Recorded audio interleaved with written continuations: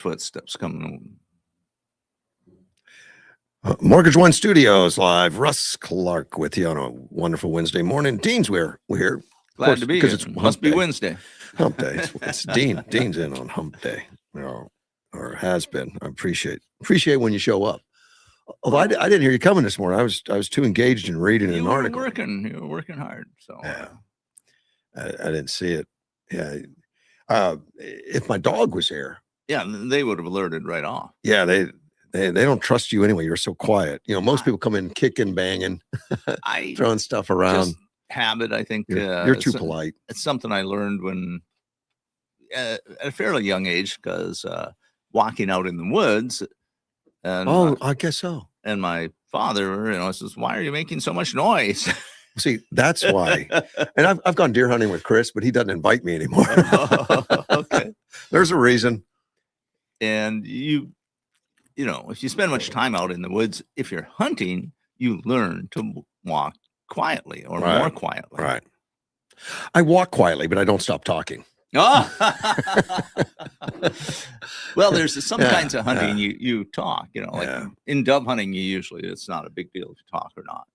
No. And, some of the, I've looked at videos of driven grouse shooting in Scotland, for example, and they don't worry about talking because the birds are being driven toward them, so it's a different type of hunting. So that'd be interesting to do. I've been on a pheasant hunt like that big group of people that band out, and the pheasants were released like a day or two before. So we knew there were pheasants and a lot of them. Right. And they probably would run up to you to get fed. Well, they're not quite that much. Not quite that, but the difficult or the sport of it there is shooting a fast flying bird, because it's not simple. It takes coordination and thought, and you have to learn the technique. Yeah. I didn't know much technique, but I got a pheasant. Yeah, good. Well, there was enough of them, I guess. We talked briefly this morning about church security. Just open the subject a little bit. You were on a security team at a church, right? And I've observed the one at Church for City, and I've read a lot of stories about them. But reading this story, the one that just happened in Texas brought to mind. There's probably a lot more to the security than I realize. It's not just having somebody on site in case something happens. Well, you have some kind of a plan. I noticed that with the vertical church, the security team always has one of their security guys accompanying the pastor. Yeah, and we have that at Church for City. But and let me tell you what happened with this church. It was a Emmanuel Osono Mebwavi, 23 years old, charged with 2 counts of aggravated assault now, but he was carrying a loaded gun with and it was a 22, and in the 22, I think he had seven rounds in the 22, and he had like 100 rounds in his backpack, probably loose. I don't think he was well. No, 100 rounds of 22 is 2 little boxes that you easily could put in the front pocket of a pair of jeans. Yeah, but so he didn't have clips or something. It just said had 100 rounds. Yeah, they're probably on 50 round boxes. That's real common. So I don't know if you take time to reload during a. Well, it all depends. If you for 7 rounds, it could have been a revolver. I don't know. So what happened is he walked into the Eden Church. It's the Eden Church in Texas, and one of the security team recognized him. Okay. And that just brought to light that they're doing more than just there in case somebody rushes the pastor or somebody runs in the front door. It's more than that. They're scanning the crowds. And my suspicion is that he had maybe caused some kind of disturbance before. And that's exactly what it was. He'd been asked to leave the property 2 months earlier. That's a good memory. Yeah. For the guy recognized. So he had that figured out. So but he was passing out flyers 2 months earlier, and some flyers that the church saw concerning and not. Right. They're not going to allow that on church grounds. Hopefully, right. Probably. Well, the church pastor after that says, monitor that guy. So they did. And then 2 months later, he walks in and then the guard observed him wearing a backpack, and he followed a pastor into the bathroom. and then walking in and out multiple times before disappearing into the crowd. But they're Yeah, it's trying a to keep little unusual suspicious behavior. Yeah. So the security team picked up on it. Right. And we always looked for backpacks. That was one of the things that we would cue in on. Makes sense. Yeah. So another pastor confronted Mwavi, and while the two were speaking, the security guard saw him holding the grip of his pistol. Oh, yeah. Yeah, It's kind of it's concerning there. So it just shows the alertness. Yeah. Paying attention. That's doing exactly probably his training, probably exactly what was designed. Well, at the Vertical Church, we have a lot of active duty Marines and former retired Marines, retired. I'm sure police. A lot of police people, first security responders types. Yeah. Well, when he reached for the gun, the security guard took the opportunity to tackle him, which must have been fun there in the lobby of the church. Well, I'm sure I get some attention. My training was you go for the gun. You have to control the weapon. And is tackling the right thing? I read that. Is that would that be a normal? It might be. I mean, it depends on all the circumstances. I mean, do you walk up and say, "Hey, what are you doing with that gun in your hand?" I think you just go for the gun. Yeah. But I mean, if he's got his hand on it, there's a big difference. Somebody having a gun in a holster where he's not touching it and where his hand is put on it. It's more of a threat. I would assume your church doesn't bar firearms. I don't think CTC does. I mean, there's no signs up saying no guns allowed or anything. No, I know that a significant number of people in the church are armed. Yeah. I mean, just because it's Yuma and a lot of first responders. Of course, once you've been kicked off the grounds and you're acting weird and you have your hand on your pistol, might deserve a good tackling. Well, but he believed that he was going to cause harm to somebody. Sure. So he was holding a cell phone in his hand and he was counting down. Oh, well, no. That's also suspicious. And so the guard thought he could have had a bomb, or something. Sure. So they got the cell phone, and on the cell phone was a notice or something he was reading. It said, "I'm going to kill the pastor who is a fake prophet. I'm a prophet called Warlock." It was in the notes application on the cell phone. So this is somebody that's very disturbed. I would say, yeah. Oh, man. Good for the security guard. Alert. So he had the loaded 22 and extra 100 rounds in the backpack, but he needs some help.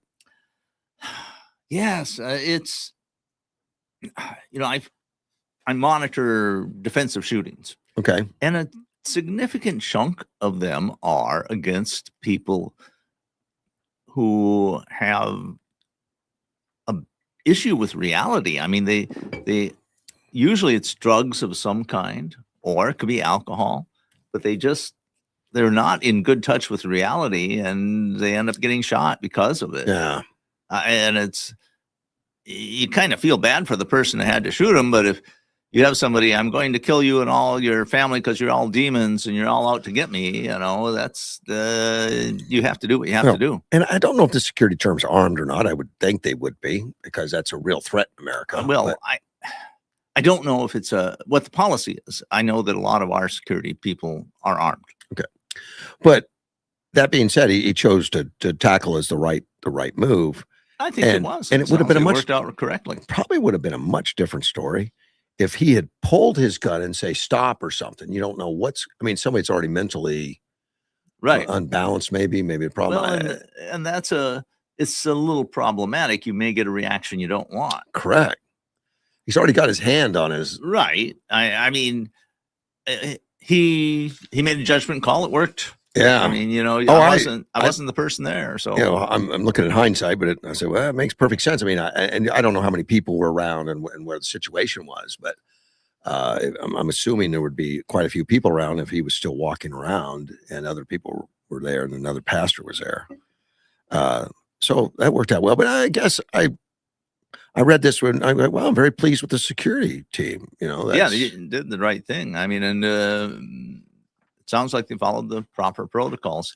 So I'm just thinking, because this guy was acting, the only thing that I can see, and this is from hindsight and a long ways away, so I have no idea if it's even close to correct, would be you confront the guy earlier and Approach say, him. yeah, leave. Right. Say, hey, what's going on, man? Yeah, right.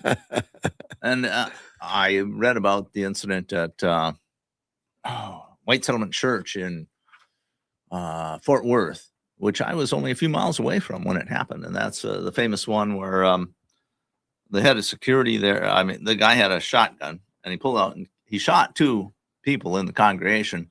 And the head of security then made a headshot on him from about 40 feet away and killed him. And somebody was critiquing the action. And they said, well, they should have confronted him earlier. So, Yeah. I mean, you know, And hindsight's always very helpful. hindsight, you know, Yeah. Again, this was somebody that was known to the church and was had been told to leave. Right.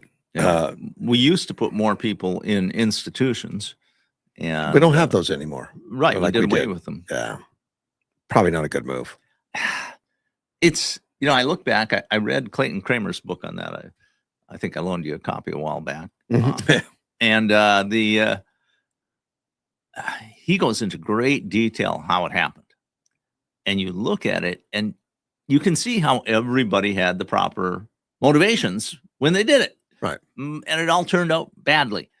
But it's not exactly clear what we have, the way forward to make things better either. Well, that's kind of why they closed them, I would think. Well, because people get caught up in these things and they appear to get better for a while. I mean,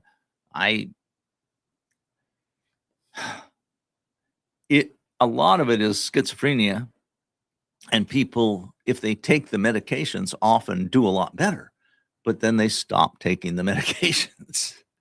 Yeah, you know, that's where the phrase "off your meds" comes from, I think. Right.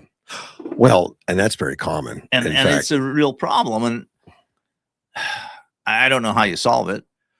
well, you know, and I was on the hospital board for years, and I spent a lot of time talking to the docs, and part of their frustration with patients is they can help patients with multiple things, not necessarily mental, but Right. but they give them some things that starts working, it's working well, and then they have a relapse. They say, "What happened?" And he says, "Well, I was doing so well, I knew I didn't need the medication anymore." Yeah. You've heard of that before. I feel so good, I don't need medication. Well, I made it my policy, my personal policy, if the doctor said, you know, take this 1 pill a day for 30 days, to do the entire course. And right. for me, it's worked. So, I mean, I had antibiotics, for example. If you don't take the full course, it is so dangerous. You can create antibiotic resistant strains of bacteria. It's almost criminal not to. I mean, it's just, well, it has a lot of bad repercussions. It really does. And I read a story on syphilis the other day, and saw where there was an outbreak of resistant to medication, syphilis. Right. And I think it was in Texas or something, that they tracked it down. I mean, there were like 4 or 5 women that came in with problems, and they finally recognized it's not easy for them when they were losing eyesight and stuff. And they can't, there's multiple things that could be causing that. Sure. And so they didn't automatically go right to that test, and some of those women lost eyesight permanently. Yeah. And they found out that there was a common person involved in their lives. They got a hold of the guy finally, and he, of course, he was in terrible shape. He finally came in on his own, and he was in terrible shape. They gave him antibiotics and stuff, and talked to him about what he needed to do to get through this. And then he disappeared. He just walked out and didn't check out of the hospital, but the procedure wasn't done. After that, the syphilis became more resistant. Oh. And he still was a prolific spreader. Oh man. Yeah, just, we used to have laws against that. Yeah, it's dangerous. It's, especially if you understand and that you're passing on something that's going to cause great problems for people. Yeah, and it's a very resistant form. Yeah, really, really great. we've got to talk about Iran. I know we didn't start there. Well, it's but interesting things are happening. Interesting. And it's very interesting what's happening in Iran. And like we talked about briefly today, we really don't know. I don't, because we weren't involved in those conversations. We were involved, but I told you I watched so many reports last night and this morning of people that seem to have all the answers. And well, they claim to. Yes, and people are just going crazy about it. I can't believe he did this, or oh my God, it's wonderful, and nothing too much in between. Right. I think it's very positive. Anytime the firing stops and the Strait of Hormuz is open. Well, President Trump's been very clear that certain things had to happen. So if the Strait of Hormuz is open and traffic resumes, that's positive. So we'll see. I think that President Trump put some caveats in there. If this doesn't happen, if that doesn't happen, we'll start up. Well, he put a lot of stuff in there. Right. So I don't know what the exact negotiations or who he was negotiating with. There's a lot of indications that the regime in Iran is rather fragmented. So, and we don't know how good their internal communications are. For example, and they're not going to tell us. Right. It would be to the detriment of the whole negotiation and everything. But there's an old saying: in war, the first casualty is truth, and I think that's true. And yeah, of course it is. If you ever studied war, the deceit and deception are integral parts of war fighting. Yeah. The Strait of Hormuz, I checked it this morning to see if I could get a definitive answer that's open. I couldn't tell. I should have brought up that Google map that shows traffic, if there was traffic going through it or not. I don't know. But from my point of view, if it's open for, say, a month and you get a lot of the nitrous oxide or whatever they export out for fertilizer, that would be a big plus. Let's see the oil price this morning. It's under 100 the last time I looked. Well, since it's down to $70. Wow. It was 120 yesterday. Big drop. What does that tell you? It's probably open. It's probably open, yeah. Yeah. I mean, if the oil traders are making that calculation, they're basing it on something. Yeah. Let's take a phone call. Mr. Carl, good morning. Good morning. What a beautiful morning out. Another one, correct. Yep. You were talking about my great President Trump. Well, he put America first. He said it and he's doing it. Yep, I agree. Yeah. Not everybody does though, Carl. I don't want to rock your world, but a lot of Democrats are calling for his removal of office. Yeah. Just too much success. He was right. Trump was right. You will have so much success you can't take it. Well, the other side's having Yeah, that's right. I'm totally amazed, especially these people, the Democrats out at the fair. I'm going, holy crap, these people are nuts. And I'm having a hard time believing that many people are nuts. Yeah, they are, but they're not. They're not going to stop, buddy. Well, they're disproportionately represented in the media. Yeah. These people would not even believe Iran was telling us they are making nuke missiles so they can shoot us with it. Right. If I'm not mistaken, that's what I understood. I remember hearing death to America for 47 years. I think they grow up with that. Right now, the Dow Jones is up 2.67% in the futures. They haven't even opened yet. Yeah. Oil has dropped down to $70. That's almost down to pre-war. I think it is pre-war. Well, I think it was 60, but I mean, it's right down there. Yeah. So it's getting very close. Yeah. But my way of thinking is I'm going to go back to the game of Monopoly because it's pretty simple. People can understand it. Yeah. I played a lot of Monopoly, but we always made sure that the banker didn't cheat. And that's in the United States. right now the Democrats, they don't mind cheating, cooking the books, but they're real mad because now the Republicans say, "Hey, let's look at the books," and they don't want to look at the books. Yeah. Yeah, that's true. I think you're Now, talking about voter rolls and things like that. yeah, Dean and you've had the government. I know everybody else. I know I have come in and they just about want to cut your fingers off to get your money out of your pocket. Yeah. And they will go into your mailbox or the bank and they'll pull money right out of your account and send you a letter and say thank you. Oh, I hope I never see that. But okay. Well, All right. well, I've seen it happen to me before. All right. You know. So this is the kind of government that Trump says we're tired of. Mhm. You can't cook the books anymore. Well, we got a And long we're way to gonna go to look. clean it up, my friend. There's Well, right yeah. now we got JD Vance, and he's the fraud czar, trying to clean up some of the nonsense. Heck, if we could stop the fraud, it would maybe they'd lower our taxes.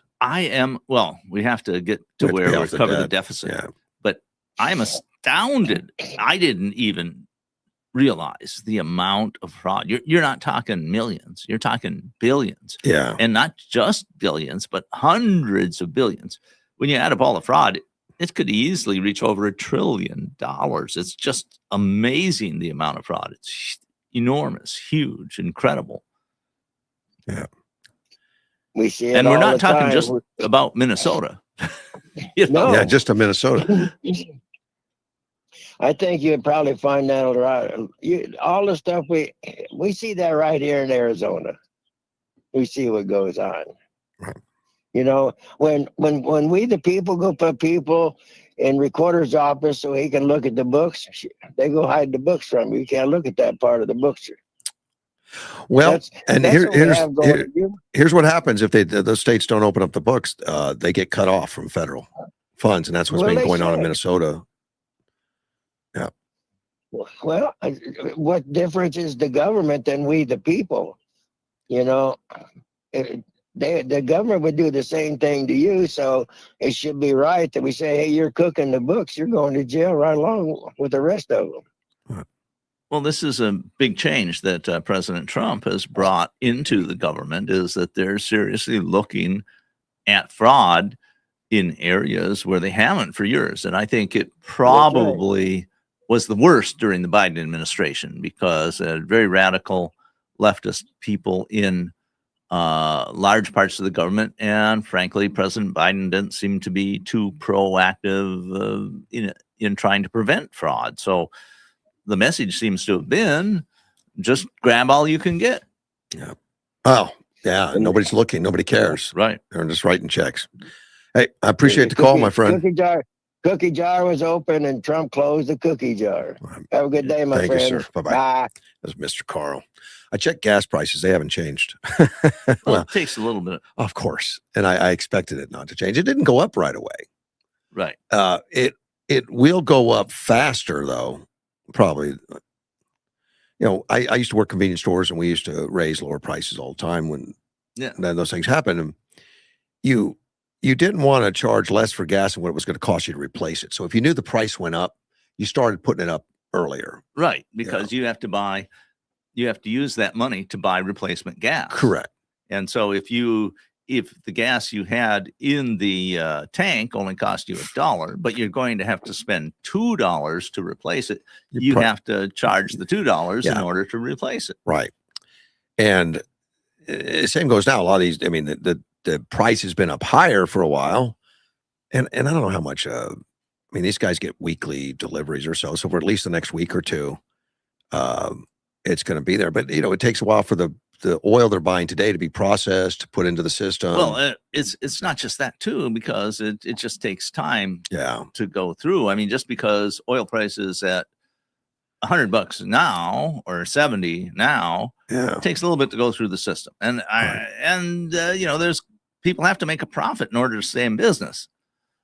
They do. And so, they're wondering, is this going to stay for another 2 or 3 days? Is it going to break down? What's going to happen a week from now? That uncertainty adds to the length of time it takes to get lower prices. Right. But the prices, when people buy oil, they're not, I mean, they're buying it contracts for the future anyway. Right. So the fact that it's down $70 is they expecting it to go back down. Well, and and stay there. Right. We'll but see. I would say if an oil tanker in the Strait of Hormuz got hit by a missile tomorrow, the price would go up. I think you're exactly right. It would cause panic everywhere. Right. It just would. It would. But interesting to see it going so quickly. I'm kind of surprised. I thought they'd wait and see. Maybe a couple days to, because it's volatile. It's not. I was listening to somebody who seemed to have I believe he worked as a contractor in the military. Let's see, what's the Daily Signal. He runs a news show 3 hours a day, or about a little over an hour a day, excuse me, on weekdays. And he expected the price, once hostilities stopped, to drop immediately. I thought it was interesting because he was right on. So it seems like he has a pretty good understanding of how the oil system works. Yeah. Well, we'll keep an eye on it. I mean, I'm real curious at the Dow when it opens, what it's going to do. Futures already down $1,200. Yeah, yesterday up. I'm sorry, up. Yeah, yesterday I was saying, I should really buy this stock. It's really low, but I was too lazy to set up an account and get it all ready. So I didn't. So maybe it's too late now. Maybe next time. Yeah, maybe next time, and maybe you'll look at it in a month and say, "Boy, I'm glad I didn't do that." Yeah, it could be. It wasn't any. It would have been money that I wasn't worried about. Yeah. With the Trump making pushing it off 2 more weeks. Looking at all the commentators out there, particularly the left, I'm more interested in that. The pressure to beat him up has not subsided. It has not gone away. They're not going to be happy with Trump. I don't care what he does. No, that's correct, because they don't have an agenda. The left is, well, they do have an agenda. The agenda is get rid of Trump. Okay, and they're calling him a taco. I had to look up. I forgot what it meant. Trump always chickens out. So this morning I heard a lot of taco talk. Well, that's a taco. He wasn't going to bomb him. And yesterday it was all it's a war crime, and it's insane. You can't do this. Yeah, and today's a taco. Well, you notice that this is not consistent. I don't expect them to be consistent, because they're all calling on him to stop, and then when he stops, well, he chickened out. There you go. I mean, there, exactly. That doesn't make any sense, but no. That's it. I don't expect the left to make sense anymore. Right. Do you expect Trump to make sense? That's a little more complicated.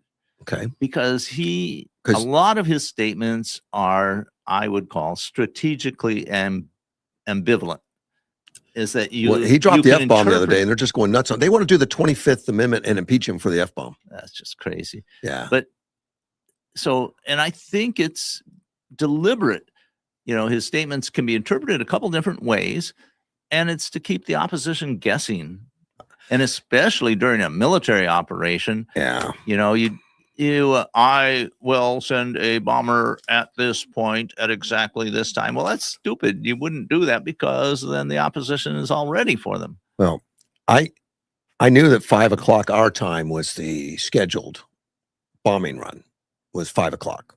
I was in the gym, but I couldn't wait. As soon as I got out of the gym, I instantly turned on to some live news. So was that yesterday? Yesterday, 5 o'clock, 5 p.m. PM, okay. Yeah, it was 8 o'clock p.m. Eastern time. Okay. Was the deadline that they had to have a deal, or we're gonna release. Well, they had started bombing some places. They never stopped. So. Yeah, exactly. Yeah, they never. And stopped. there were some attacks on like Carg Island. I recall. Yeah, but that had been going on. But as far as the power plants and all that, supposed to start, and they were filled with children and mothers and stuff. I mean, Iran decorated them with children so that if they were bombed, they would have been mass murderers. Well, but is that Iran being a mass murderer? I mean, they talk about it. Well, you can't. It would be against international law. Yeah, human shields. That's against international law. Right. And so many on the left were coming screaming to the military to defy orders. Oh, wait, can we? We And don't I'm even not, know. We don't even know what the orders we were. don't know, but these are legislators. I mean, Mark Kelly kept doing it. He's still doing it. It's just insane. Our country is in peril. We've got people's lives on the edge at risk. We've got, professionals out there in the field, and we're showing no support from the left. Well, yeah, it's rather crazy. You have this significant chunk, I'm going 20-25% of the population, that seems absolutely intent that they want the United States to lose in this conflict. Because that puts them more power. Well, that's what it appears their calculus is. If we lose, they have a better chance of election success in the midterms. That's what it appears to be. I mean, which is sad and kind of crazy and scary. I heard a report said there was about 70 Democrats in the House that were ready to invoke the 25th Amendment or something, which they can't do. The 70 is not nearly enough. And as I recall, it's supposed to start with people in the cabinet. Of course. Yeah, it's somehow, and I got a copy of it here. We can look at it, but somehow it can go through Congress too. But then even if the cabinet came forward to do it, it would still get a vote from Congress, and it would take 2/3. Yeah. So the chances of that happening were none. So it's just a political dance. It's just political theater. Yeah. Trump is predicting a golden age of the Middle East. And of course, Trump, and I gotta love this guy. I mean, he was talking about the destruction of an entire society. Yeah, right. Civilization, he called it. Yeah. And then it would destroy what they have. It would all have to be rebuilt. If you took the power plants out and everything, it wouldn't be inhabitable with the number of people they've got right now.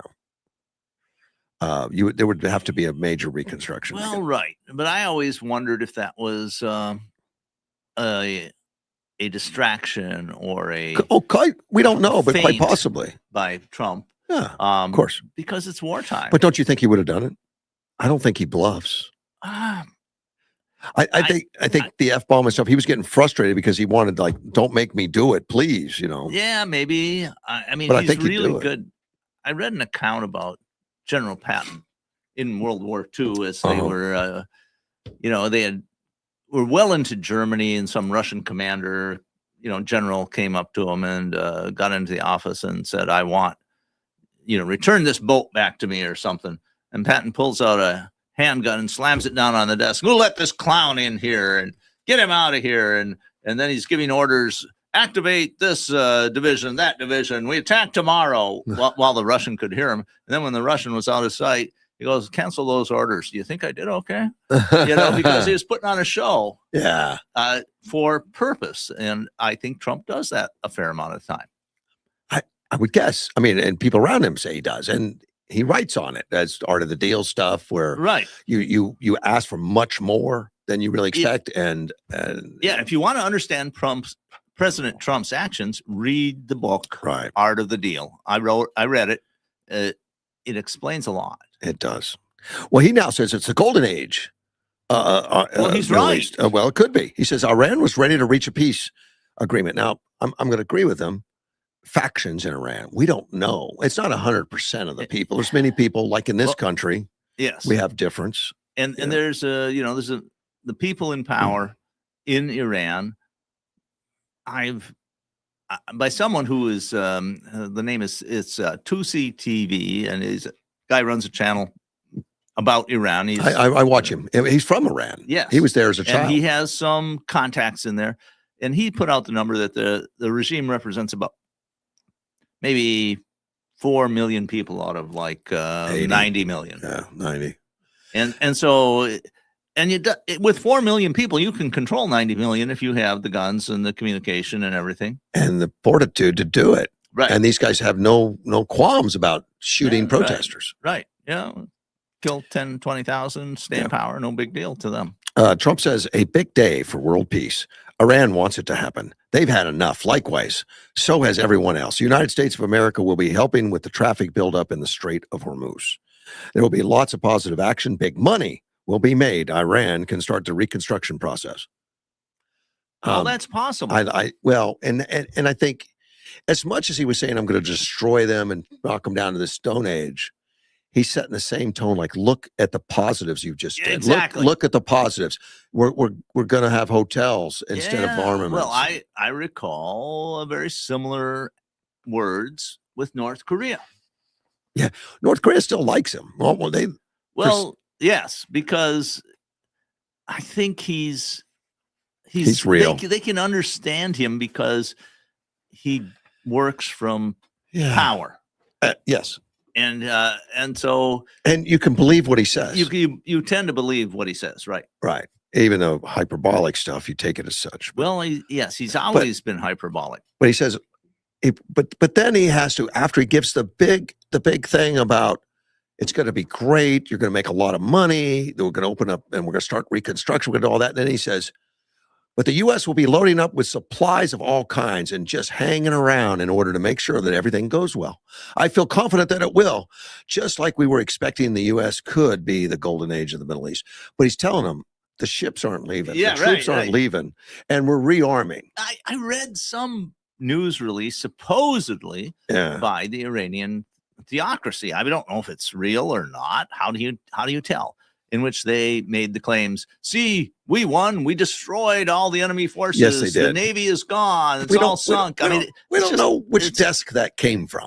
Right. And I'm thinking, this is completely delusional. I mean, if U.S. ships had been sunk, we would hear about it. But, I told you I listened to a lot of these left-wing bloggers and stuff. They're just going ballistic on Trump made a lousy deal, he's a taco, and all this stuff. And they can back it up with the report they read, but there's so many desks in Iran or release report. They're just focusing on the ones that support their ideology. Well, it's classic picking what you want to believe. Yeah.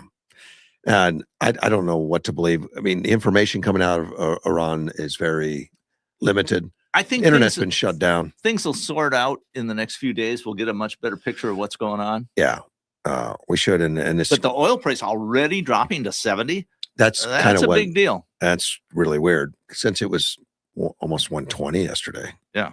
Go down to 70. That's huge drop. That's almost down to where it was at the beginning of the year. Right. It's only like 14% higher at the beginning of the year right now. Kind of amazing. Yes, right back on track. And of course, oil had been going down since Trump took the presidency. Right. So beginning of the year was at a low point. It was at a low point. And well, we've been making the regulatory process a lot easier. There's more drilling. So which will have an effect. And that's not really in the pipeline yet. Right. All of that is building. But it's emotionally that people know it's there.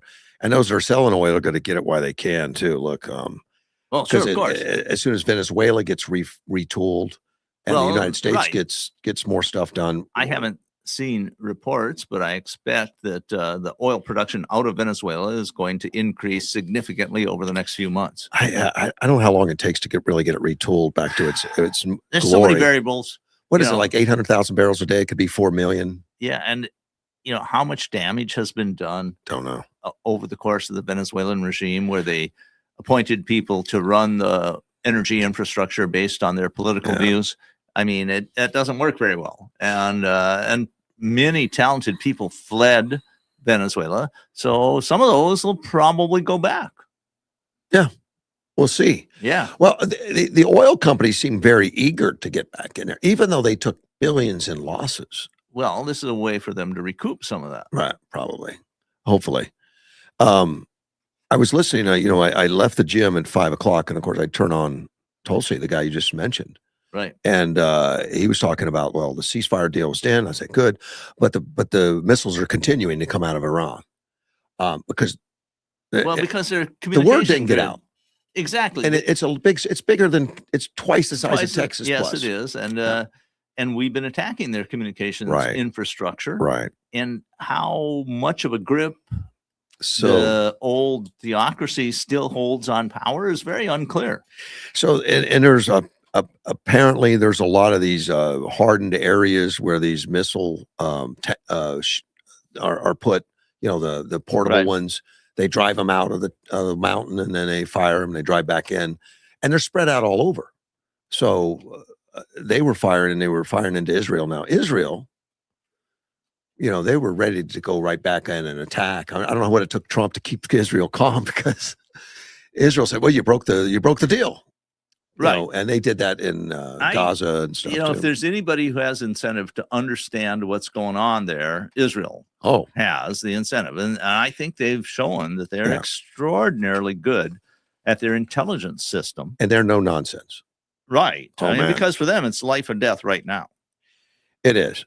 But I think they intercepted most all those missiles. They still do damage, even though they're intercepted. I mean, they fall, hit the ground. And there were some of the Iranian missiles that had cluster munitions that are much harder to stop. Well, because they start spreading the cluster fairly high up.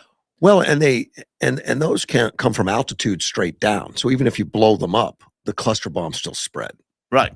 It's not good. The Iranians appear to have been aiming at civilian residential structures. I mean, it's not entirely clear. I don't know that any of those happened yesterday, but they'd been using those. But the Israelis, it's a small country, so you maybe have a headquarters for Israeli Defense Forces that's not very far from residential. The Houthis started firing too. What? The Houthis were jumping into it. And in fact, I was listening to Tulsi at the time, the Iranian guy, and he says, "Well, why do they even bother? Their stuff doesn't work." Well, if you're thinking we've been getting money from Iran, if we don't fire a missile, they'll stop. Possibly. Maybe. I don't know. I don't know what the deal is. Again, it might be the communication thing. It might just be, we want to die. Please kill us. I don't know. Well, there is that thread, within Islam of we want to be martyrs because we go straight to paradise. Yeah. And, I always say, well, that works in a war. You want to die, we'll help you. Well, the Iranians just didn't go after Israel. They sent drones into Kuwait as well as other things. And the UAE, I mean, they're just the Oman. Kuwait said they intercepted 28 drones. A spokesman for the defense said the Kuwait Armed Forces succeeded in intercepting a large number of hostile drones, some of which targeted vital oil facilities and power stations in the south of the country, resulting in significant material damage to oil infrastructure, facilities, power stations, and water desalination plants. Well, these guys are not happy. No, I don't think Iran did themselves any favors. And they're neighbors. Right. And there was at least neutrality toward Iran and a lot of those countries, and now there's more hostility. Not so much. United Arab Emirates, the same thing. Their defense ministry says the Ministry of Defense confirms that the sounds heard in various parts of the country are the result of the UAE air defense systems intercepting ballistic missiles, cruise missiles, and drones. Yeah, all at the hour that was going to be, you make a deal or we're going to bomb you. They attack Kuwait, United Arab Emirates, right, Israel, and who knows what else. And I know when I was listening to the blog, I said, well, it must just be a misunderstanding. It's going to stop. And they said, oh, I got another report. There's more coming. Well, again, because I think he was broadcasting from Israel. How good is the Iranian command and control? I mean, and who is in command? And right, exactly. We have no knowledge. Well, you have to if you make a deal, it has to be with somebody. Right. And they have to claim some ability to enforce the terms of the deal, or what's the point? But here's the problem if you're the jerks that are in power in Iran. You have power not because you're a majority, but because you are an angry minority. You've got weapons. You've got laws in your favor that you're going to kill people that just disagree with you, protest, whatever. You've got total control. But the only way you have total control is because you have that fear. It's controlled by fear. Now, if this ceasefire goes through, part of the ceasefire that Trump's been interested in, you can't kill any more civilians. You got to do all that. If they don't kill civilians, they're going to get overrun. Very plausibly. Now, there is also the theological aspect because it is a religious government. Right. And so they're appealing to true believers in Islam, in the Shiite version of Islam, and saying, this is required by your religion that you do this. And there's enough there are significant numbers of those in Iran. Like Tusi says, 3-4 million. That's a significant number. So, and they have more weapons. It's kind of like, in a way, sort of like the Nazi regime was in Germany. The people who were believers, who were members of the party, they didn't have any trouble getting weapons. Hitler allowed them to have weapons, and they believed very strongly in their belief structure and were willing to die right up to the end. Yeah. So it's not, you can't expect them to act rationally. No. And that's a big problem. That's why, Iran fully understands who the United States is. We don't have the stomach for war. People could demand we quit, just like we did in all the wars since World War II. And and Trump's up for re-election. And most of these presidents just cave. They make a deal. They give Iran a little money so they can get reelected, and then they move on. Well, I see a bifurcation. There were Republicans were not willing to do what President Trump has done because, one, they didn't have as much leverage as Trump because our technology has gotten a lot better. Yeah. Russia is embroiled in the Ukrainian war and can't Doesn't give good. Much aid to Iran, if any. No, economically, China has its own disaster. economic problems, although they claim everything is rosy. Yeah. And so this, and the biggest thing that I think it was for previous Republican presidents was they feared the media in the U.S. And Trump doesn't fear the media anymore. I don't think he ever did. No. I mean, and so the media just doesn't have, the old dominant media doesn't have the ability to shape the narrative anymore. He doesn't have any hesitation anymore. Right. Just jumping on them. And he can do that, and he's had a lot of success at it. But we did have things that we did to prevent Iran from getting a nuclear weapon. There were sanctions. There was that. I think that was on the list. There was, I think, Stuxnet virus, I'm forgetting, that destroyed a whole bunch of their centrifuges. And there were a bunch of other things that we did to slow or prevent their nuclear program over the years. There's a big long list of them on the internet. You can see it wasn't that American presidents did nothing, except that, of course, Presidents Obama and Biden, basically their version was to help Iran by giving them lots of money. I mean, while claiming that their deal they made somehow slowed them down, though I don't believe it really did. Sandy just sent me a note from February that what General Dan Kane said, that what they were looking when they execute Operation Epic Fury with a direction to accomplish 3 distinct military objectives. And the left somehow says, well, they don't even have a plan. They don't. He said that. Yeah, I know they keep saying that, but it doesn't make any sense because they're told on television, live, over and over and again, these are the objectives, and they list them. You heard Trump one time said, well, I'll tell you again, write it down. Write it down. Exactly. No one, destroy Iran's ballistic missile and drone capabilities, which it's not zero. That is probably down 95%. Yeah, that's all guesses. Destroy the Iranian Navy. That's pretty much zero with the exception of those speedboats, small speedboats. And destroy their defense industrial base, which I'm sure that its manufacturing's been destroyed. Their radar's been destroyed. Yeah, some of the, there was at least one petrochemical plant that created rocket fuel and such, and it's been hit. Yeah. So I think they've met their actual. Well, Vice President Vance said they met all the military objectives. They did. Now, along with that, they did want a regime change, although they claimed they were never going to get involved in it, like they did not in Venezuela. Right. But at the same time, when you kill off 90% of the top leadership, you're going to have a change in the regime of some kind. Yeah. Yeah. Now, the left, though, has been wanting to invoke the 25th Amendment, which I think gets thrown around a lot of times. And I guess the left throws it around so much, you think that it's really easy to do. If you just stand up and say, okay, I'm going to do it. 25th Amendment, all those in favor. It's not that easy. Well, the closest time when we probably should have done it was during President Biden's term because he obviously was in significant decline mentally. The 25th Amendment was adopted February 10th, 1967. Okay. And it was after Kennedy and all that stuff. But it has a lot, it spells out a lot of things that the Constitution left kind of vague. Right. As far as succession and all that. Right. In fact, I didn't know until I read it this morning that the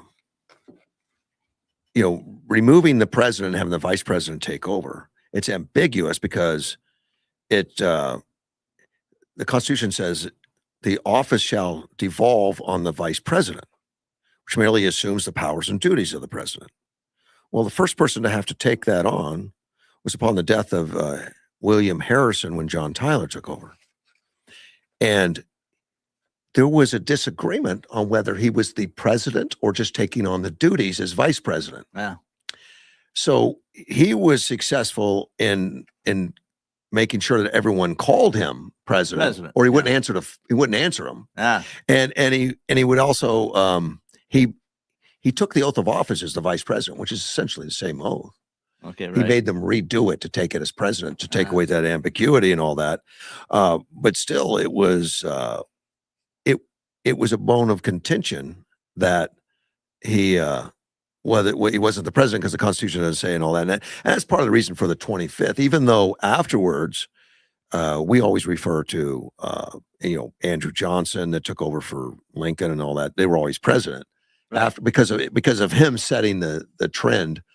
Sure. And not Precedent. going because it is kind of vague. It just says you're going to take on the responsibilities. It doesn't say you're going to get the title.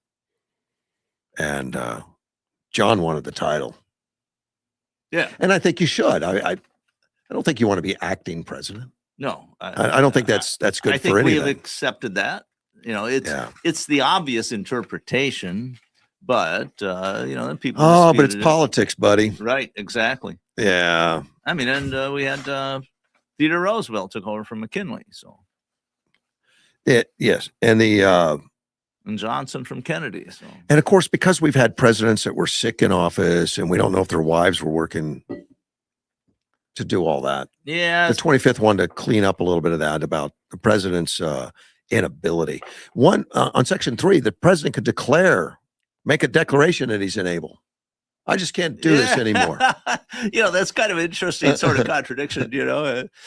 I'm not capable of being president. So, I'm capable of saying I'm not capable. But he's got to transmit to the president pro temp of the Senate and the Speaker of the House in written declaration he's unable to discharge the powers and duties of his office. And then he transmits them to the written declaration. To the contrary, such powers and duties shall be discharged by the vice president as acting president. And then it is an acting president. He doesn't lose his chair. Interesting. You can just say, I can't do it anymore. I'm going to take a little vacation. Come on in, Mr. VP. Well, forever is a long time. So maybe we'll see that happen at some point. It says, though, it spells out the vice president does not become president. President remains in office without authority. Yeah. Okay. Now they actually put that in, and then Section 4 is a declaration by the vice president and cabinet of the president's inability, and that would be that there's a concern, right? And they have to vote on it. Does it spell out exactly which members of the cabinet or how many? It does. It does. It has to. Let me see what they call it out. It says, whenever the vice president majority, it's got to be just a majority of either the principal officers of the executive department of such body as Congress may by law provide, transmit the president pro temp of the Senate and the Speaker of the House of Representatives a written declaration. So they get together with a majority. Okay, but the Congress decides who those principal officers are. Well, and they name it's spelled out here in the code. Okay. The principal officers of the executive department, there's 15 cabinet members. 15, okay.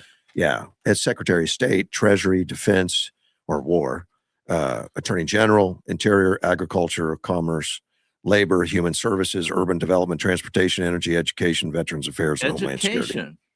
See, I don't think there was a Department of Education in 67. Oh no, it said the active cabinet members. It's now a cabinet member, so it's thrown into the mix. Well, that's what I'm saying, but they had to name them. No, they just said the cabinet members. Well, okay, and this is saying that these are who they are, But I thought the Congress had to decide The which ones they were. officers of the executive departments is what they call Yeah, them. Office okay. of the executive departments, which is the cabinet members. Yeah, okay. So they, and that's the principal officers of the executive departments are the 15 cabinet members. Okay. At the time, it may have been 10 or, less, Or 12 or something like that. Yeah. But you got to get all those guys and the vice president with the vice president to agree. And then it goes to the House. Well, I thought it was just a majority of them. Yeah, the majority, not all. I'm sorry. Yeah, You got to get them to go 50%. And then it gets voted on. Right. Yeah. It gets voted on by the Congress, right? The House? I think it's both. House and Senate? Okay. A majority of the House followed by 2/3 of the Senate. Okay. Majority of the House, 2/3 of the Senate. It's interesting. Because apparently it's easier to get it in the this House. is a much harder thing to get done than impeachment. Oh, yeah. Oh, yeah. It's impeachment is only in the House, and I think it only takes a majority. That's just for impeachment. Well, impeachment. Yeah. Impeachment is like an indictment. Right. And then It's it not a goes conviction. and then it goes to the Senate and Trial in the Senate, right? 2/3, which Right. has never been done. So this has the same numbers essentially. It has to get a majority in the House, and then it has to go. But it's harder to get there.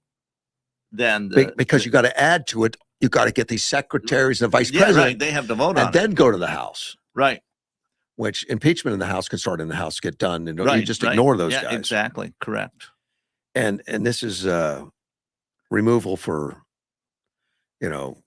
because they declaration is inability. Yeah, he for some reason can't perform his office, the duties of his office. And there were a lot of people that were incapable at times. Grover Cleveland had cancer surgery, which I didn't know. Woodrow Wilson, stroke, we knew that. Oh, yeah. And he was, his wife. Almost a year, we think his wife made the decisions. Edith was there helping out. That was his second wife, Is that right? I didn't know that. Yeah, his first wife died while he was in office, and then he married. But they say that Edith and the house physician, Carrie Grayson, the two of them, they kept everything active though. Here's what the president wants. They don't even. Yeah. Squeeze my hand twice to vote on this bill. Johnson was impeached. He took over for Abraham Lincoln. He was impeached by the House, and he was one vote short. That was very close. He was not popular. Yeah. But they did not. The Senate did not vote to convict him and throw him out of office. Like you said, it was short a vote. After several periods of incapacity due to severe health problems, President Dwight D. Eisenhower attempted to clarify procedures through a signed agreement with Vice President Richard Nixon. And I never knew he had health problems. I guess I hadn't heard of that either. No. And I read extensively about this stuff. But it had the agreement had no legal authority, though.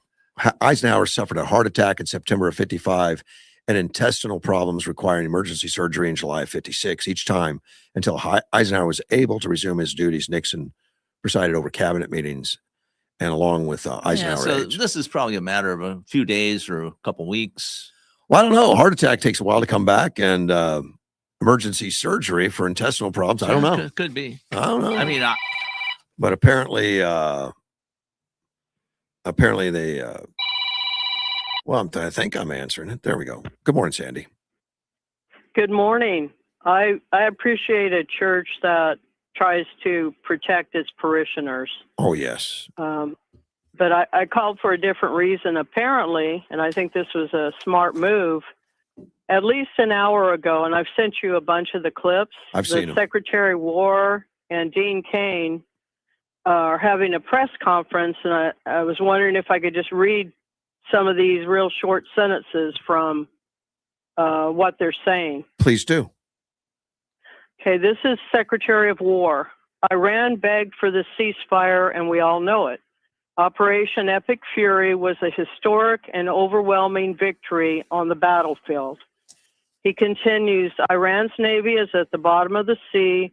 Iran's Air Force has been wiped out. Iran no longer has any sort of comprehensive air defense system. Their missile program is functionally destroyed. He continues, President Trump had the power to cripple Iran's entire economy in minutes, but he chose mercy. He spared those targets because Iran accepted the ceasefire under overwhelming pressure. The new Iranian regime understood that a deal was far better than the fate that awaited them. For decades, Iran killed Americans with roadside bombs in Iraq, using cowardly proxies to do their dirty work. They thought they could bleed America with impunity. Well, they just learned the hard way what happens when you try to fight us directly. To the warriors of epic fury, I say well done. You're the backbone of our country. Your skill, your bravery, and sheer guts and grit showed the world what America is all about. Yeah. To the families of our fallen, your sacrifice was in service of a historic cause, and we will always remember your heroes, our heroes. We will continue to honor them. And then Dean Cain is at this press conference too. Dean Cain said, on February 28, President Trump ordered the joint force to execute Operation Epic Fury with the direction to accomplish 3 distinct military objectives: destroy Iran's ballistic missile and drone capabilities, destroy the Iranian Navy, and destroy their defense industrial base. He continues, this is gritty and unforgiving business. It's chaotic, it's hot, it's dark, it's unpredictable, and there's always unknowns, and our people proudly walked into those unknowns and continued forward. And through it all, the joint force has demonstrated the unwavering resolve that the nation demands of us. This is a story that gets to the very heart. Oh, he's talking about the rescue of the 2 American airmen from Iran. This is a story that gets to the very heart and soul of who we are as a joint force, who we are as Americans, selfless sacrifice of others, service to others. And then it went back to the Secretary of War. We're going to make sure Iran complies with this ceasefire, and then ultimately comes to the table and makes a deal. We'll stay put, stay ready, stay vigilant. Our troops are prepared to defend, prepared to go on offense, prepared to restart at a moment's notice. It has always been non-negotiable that they won't have nuclear capabilities. We know exactly what they have, and they know that. What the new Iranian regime knows is they'll never have a nuclear weapon or the capability to get a path to one. And then Cain lays out the objectives achieved in Operation Epic Fury, a historic military success. I think that was a very smart move to do that. Yeah. Because the Democrats are definitely acting crazy. And I like that, they're prepared. In fact, I heard last night, I haven't been able to verify it, but President Trump had the guys in the planes heading to Iran prior to or at the same time the Pakistanis helped negotiate the ceasefire. Yeah, I read that also, that they were prepped. They were going. He wasn't going to back down. And I listened to some people that are smart. I wish I had saved it easier for me to get to, that there was no way that President Trump was doing anything wrong. Like the Democrats are trying to say he's committing a war crime. A war crime, correct. And none of that is true. No. It's all just a lie. Unfortunately, to get to those that are incapable of like researching, looking at it. And what was really hysterical was this guy, he really put down Mark Kelly. He said, Mark Kelly's saying that, and he was with Desert Storm when we went in, we shut down all these bridges and all these other energy things, and he knows better, but he said this guy's just sick of people like Mark Kelly. Yeah, Kelly didn't refuse orders then, did he? No. And they're still going out there. They're trying to create chaos, yes. But they're really evil people, because if you're a higher up in the military or even retired and you're trying to get these young men or young women to do something stupid, then you're doing great harm to them, great harm to the chain of command, and great harm to the country. So every day they just show me how despicable they are. They don't care. And they go from, no, they don't. They go from, oh, he's dying.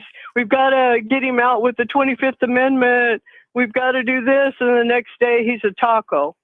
Yes. When all he's doing is negotiating. They can't even remember, Little Rocket Man and my button's bigger than your button. And that worked.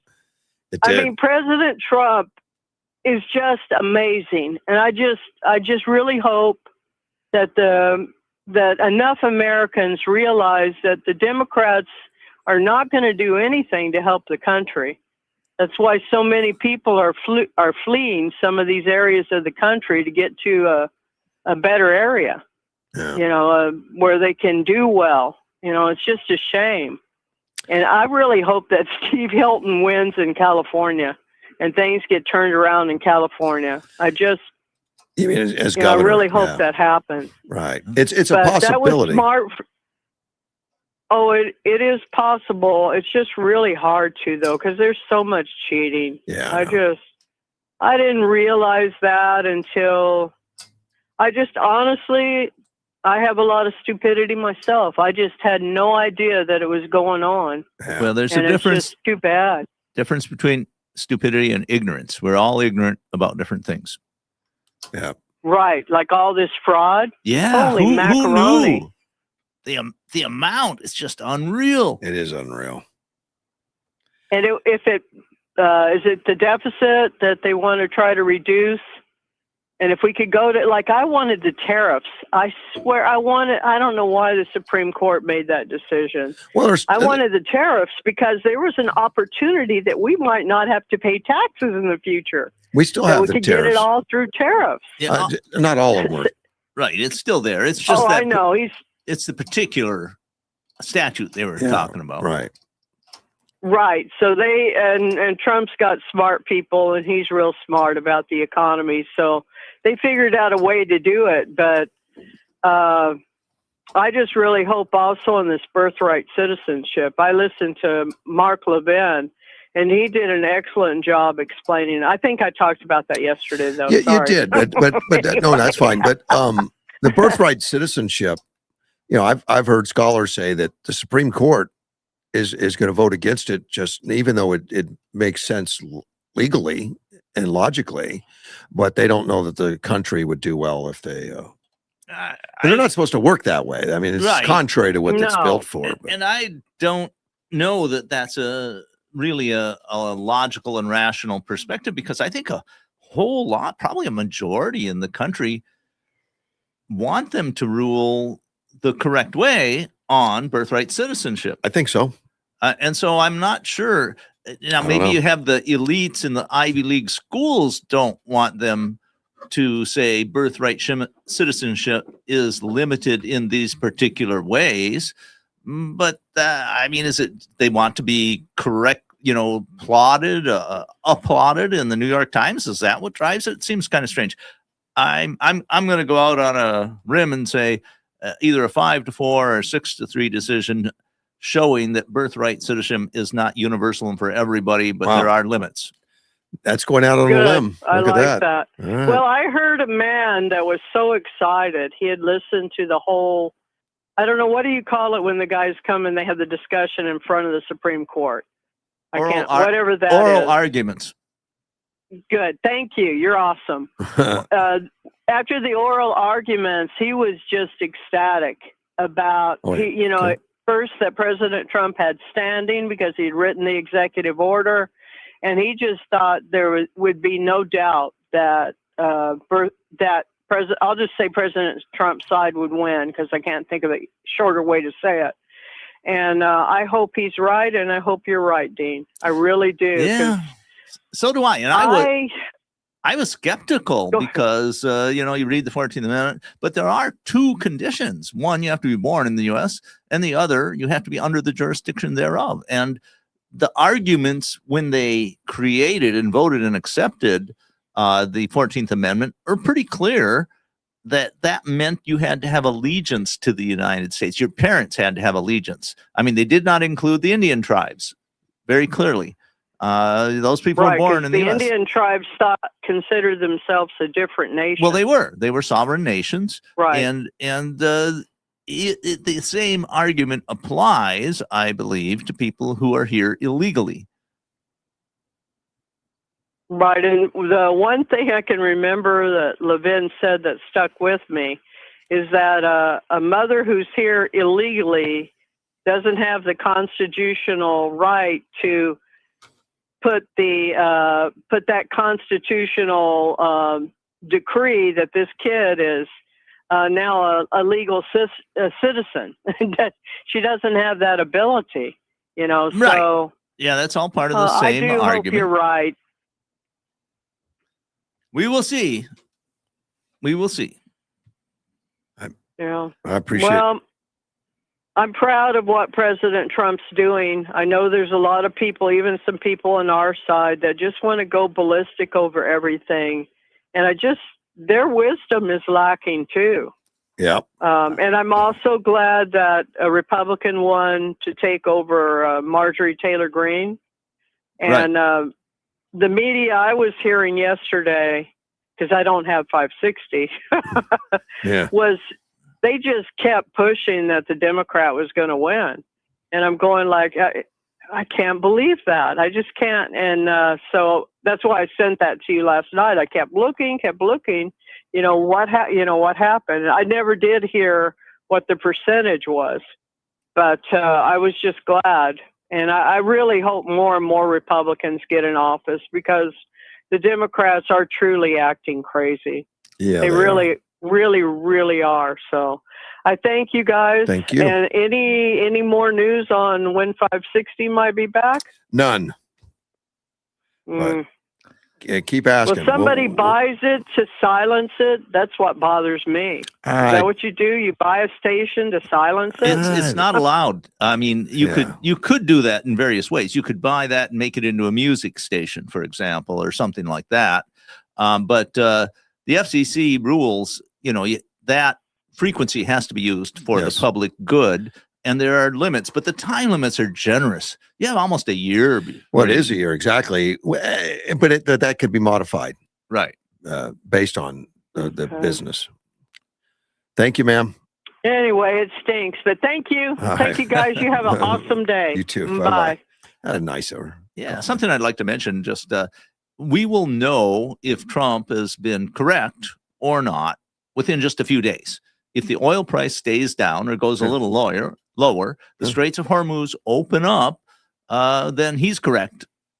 It's a very simple way to judge it. According to the oil price right now, the Strait of Hormuz has to be open, or it wouldn't be. Well, you know, it takes a while to actually move these big ships. I know, but people wouldn't sign contracts if they couldn't get the oil. That means that the majority of oil traders believe it's open, or it will be open shortly. Right. Or I mean that the ships will be able to move through and deliver their cargoes.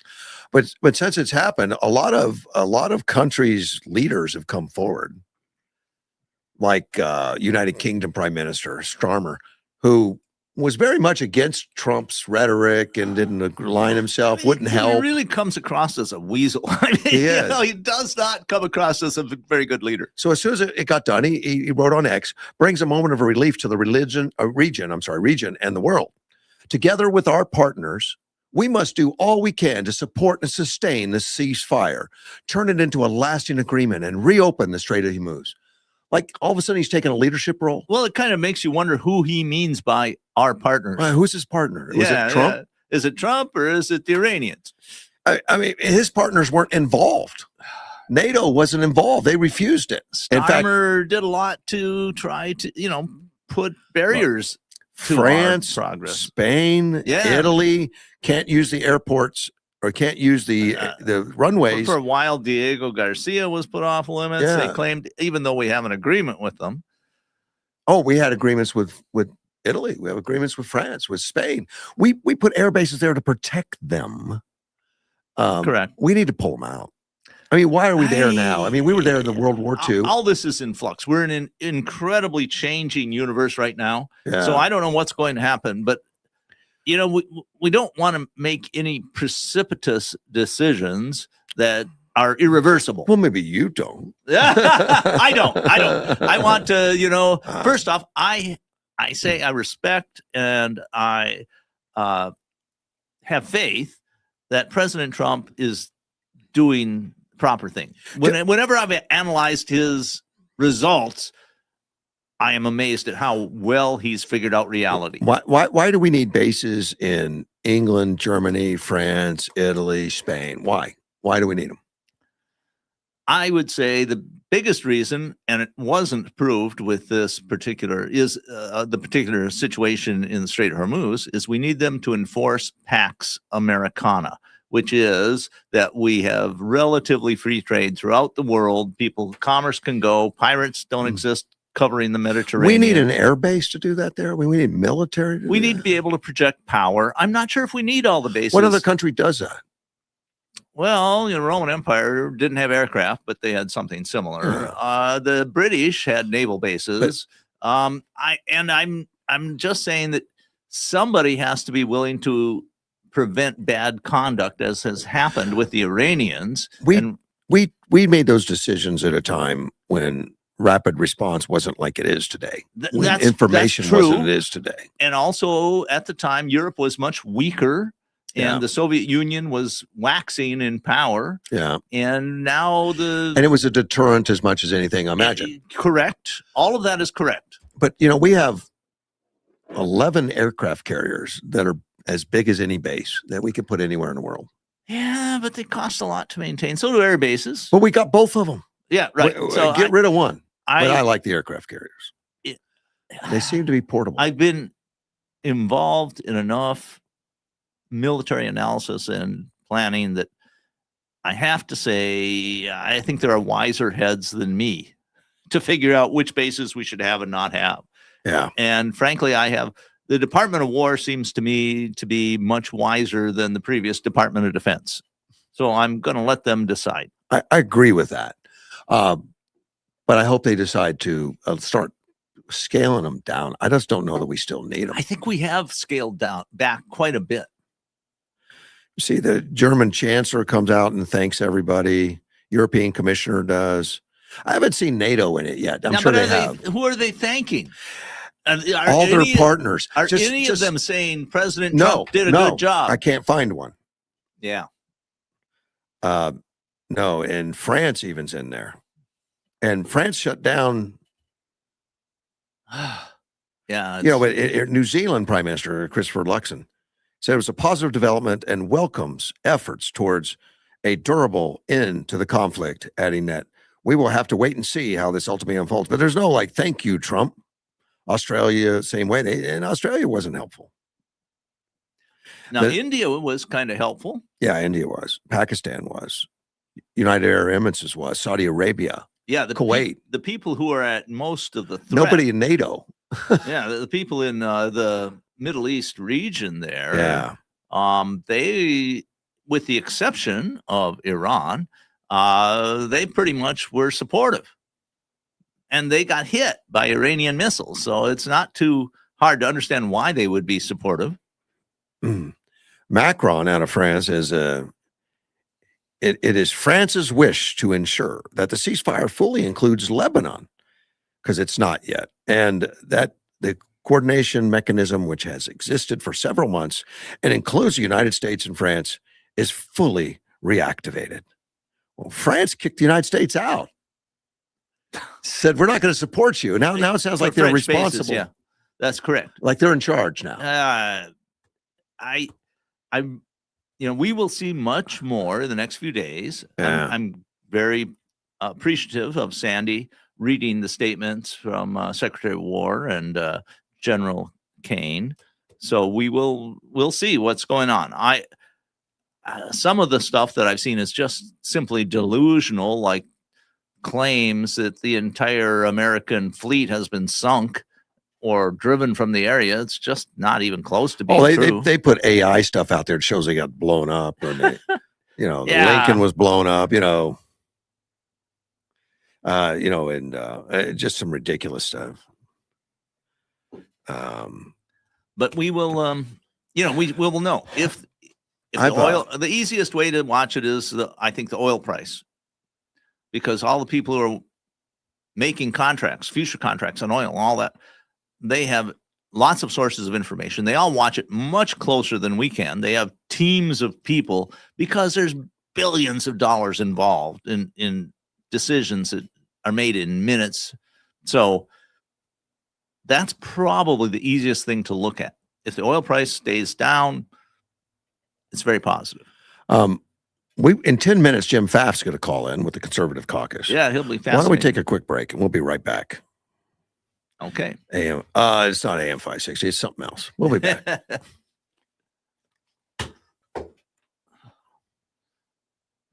Now's where you need a fake commercial.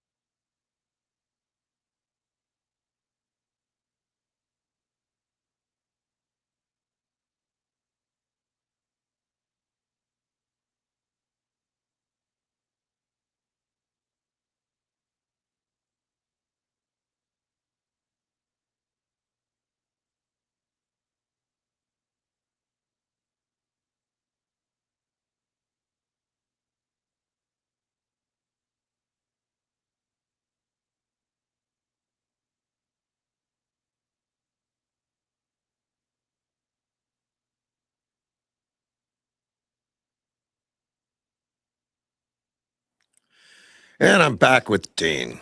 And it's fun to be back here. It is. And we're expecting a call from Jim Pfaff probably in about 5 minutes or so with the Conservative Caucus, which is always enjoyable. I'm real curious. He always has good insights. He does. Well, he's pretty well informed. That's it. You know, and he's in the center of things there. He's based in D.C., as I recall. Yeah. Well, So Virginia D.C., basically. Well, Virginia has a long border with the District of Columbia, Virginia and Maryland. Yeah. But I've been dealing with his people for some time, and I'm so pleased that he's able to take the time to come on. Of course, that's what he does for a living, is trying to get the message out and stuff. Right. I mean, he has, I've been impressed with his insights and his ability to understand. I mean, occasionally I have a slight disagreement, but that's what you would expect. Oh gosh, yes. I hope so.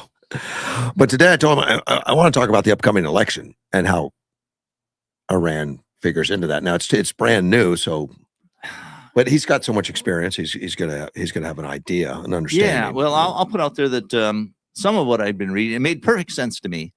was that if President Trump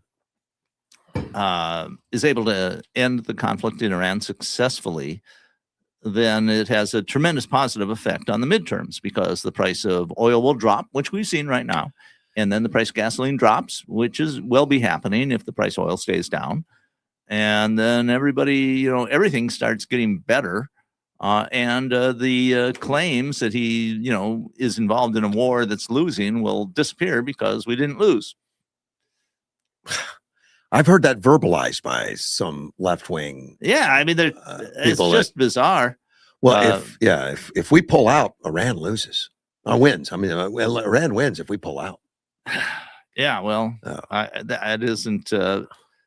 So they try to put Trump in a corner to where they can't possibly say congratulations no matter what happens. They construct their analysis though that no matter what he does, he loses. Well, that's not reality. Benjamin Netanyahu, of course, the Israeli prime minister, right? He said he supports Donald Trump's 2-week ceasefire in Iran, and a lot of people say that Iran or Israel is running Trump. Yeah, they try to make that claim. Of course, it's essentially an anti-Semitic view. He said the arrangement does not include Lebanon. Now, he's got their own problems. Lebanon is still firing. That's Hezbollah. Hezbollah. And they were a client, a proxy of the Iranians. I don't know if they're still getting any money or not. Well, I doubt if they're getting money or support. I mean, they might be getting a little bit. I mean, it doesn't take much to throw a few gold coins into a briefcase and smuggle them into Lebanon. Well, something like that might they be got happening. Gold coins left. Well, yes, all of this. If you're in Iran and you have worries about what your future might be, you might want to hold on to those gold coins. So we just don't know. I mean, there's many uncertainties all around, but I don't see it's a problem for Hezbollah if they continue to try to attack Israel. The Israelis are going to kill more of them. That's what's going to happen. That's what's been happening. And if they're not getting money, it's going to be harder to. I mean, where are they getting? Right. How do you pay your troops? Where do your munitions come from? You can't bribe the local officials easily. Maybe they get George Soros or something to do it. Well, he might be involved. It does seem to be this alliance between the left and Islam. Yeah. So I guess I can't say that, but George Soros is quite elderly now. He may be clear-minded yet. His son took it over. Right. That's what I recall. Was it Alex or something like that? And my very cursory examination of that is that Alex is not as brilliant as his father. But apparently he's more left-wing, if that's possible. I don't know. I mean, that's something I read. It's really hard to figure. More ideological, maybe. Do you remember when Harris was running for president? There were pictures of Tim Walz, who was the vice president candidate at the time, in the penthouse with Alex Soros.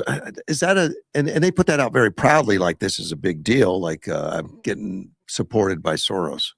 Well, I look at that and say, oh my God, how could it get any worse? Well, it appears to me that Alex Soros is supposed to be sort of maybe the counterweight to Elon Musk. I mean, it doesn't make any sense. George Soros, is a billionaire, and he accumulated enormous amounts of wealth, and he exerted enormous influence all over the world. He's castigated on the right for good reasons. We got a phone call. Let's go ahead and take that. Good morning, Jim. Good morning. How y'all doing? Well, that's good, man. It's kind of an exciting morning. I'm sure you've been doing a little reading. A couple times last night, but kind of out of the loop, actually. Well, I would imagine most everybody is, with the exception of a few people. In fact, I got Dean in the office here with me, but Dean and I have been talking about that in the morning about all these bloggers that are out there telling us exactly what's happening. Now, how do they know exactly what's happening? I don't think anybody does. I think probably the Trump administration and our Secretary of War probably have a better handle on what's happening than probably anyone else in the world. But we do know a few things, Jim. The price of oil has gone down. Yeah. Well, I mean, people are taking, and in the markets are taking a look and saying, oh, okay, well, if this oil is going to move through the Strait of Hormuz, then we might have oil on the market. So that might change the prices a little bit. But I cautionary tale here. I mean, we still are way up from the $58 to $65 range that we were at before the war. So we got a lot more to go down. We're at about 90 last I saw. And but nonetheless, I mean, if this thing were to hold, and FYI, I wouldn't put money on it, but if it were to hold, then that relieves the oil markets tremendously. Yeah. And we'll see what happens. The reality is, first of all, I don't even know in reality who he is negotiating with. Yeah. I don't think anyone knows who he's negotiating with. Exactly. That's a big issue. Yeah. And what does that mean? I mean, what is that going to mean for this? And the other thing is this, they were lobbing missiles into Israel again last night. And then I just heard earlier that there apparently was an oil pipeline that was hit by missiles this morning, our time. So I'm not entirely sure what's going on. And so we'll see. If those things are not, if they can't be pawned off as rogue actions, which I'm not going to initially say that they are rogue actions. They could be very purposeful. But if they're not rogue, if they are rogue actions, then this thing may hold for a couple weeks, try to work this out, and give the Iranian people a chance to determine for themselves. But listen, it is a gray zone right now. I don't know. I don't think anyone knows precisely what's going on. No, I don't think so. But just reading the markets, and I saw that crude was down to $72 this morning. It would have dumped really quickly from when I last looked at it, but I've been busy on a couple of calls. So, I don't doubt that. I don't doubt that at all. But with the ceasefire goes on, if it does, if it's true, does that make things look brighter for our next election, or is it too early to? Well, I think it is too early to say. In a sense, if this thing holds.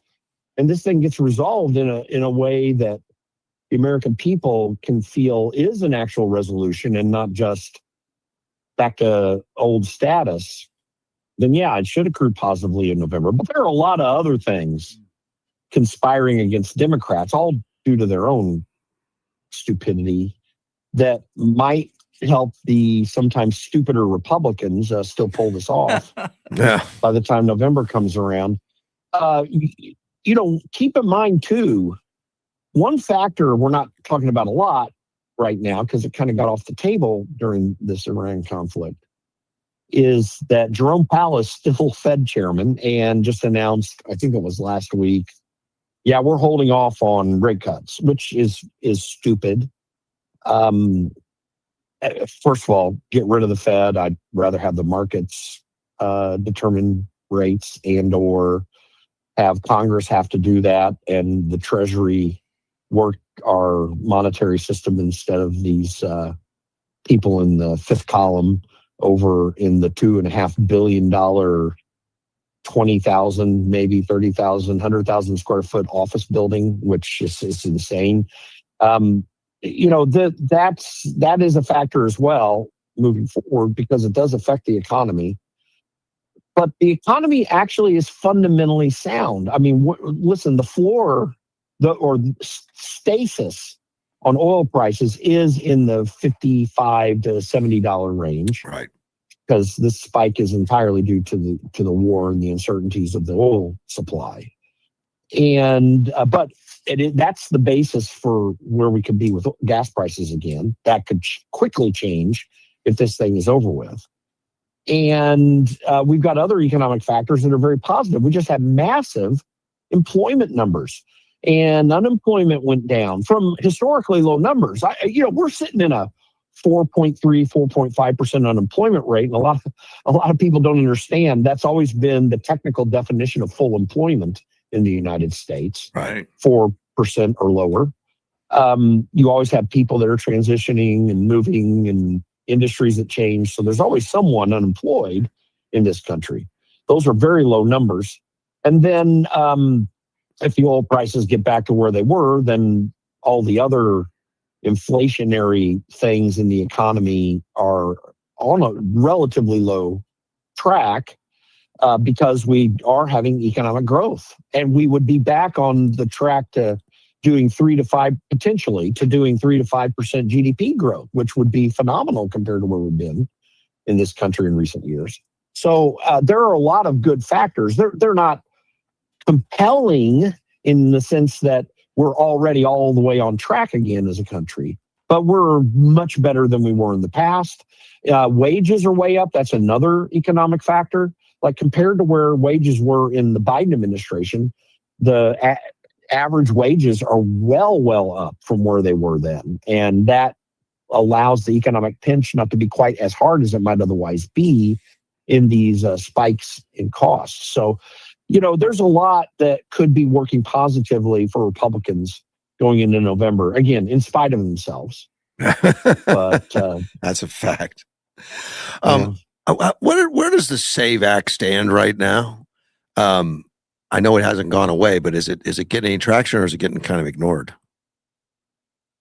It's being kind of ignored. First of all, you're not hearing it discussed for obvious reasons. They took their 2-week vacation, and we're in the middle of a conflict with Iran. So we haven't been talking about it, but that is from word I hear, and as I kind of keep my foot to the ground in what's happening on Capitol Hill, it's still working. Apparently, the track that we were on with it can be re-engaged when Congress comes back after the end of this week. So, but it needs to pass, and quickly.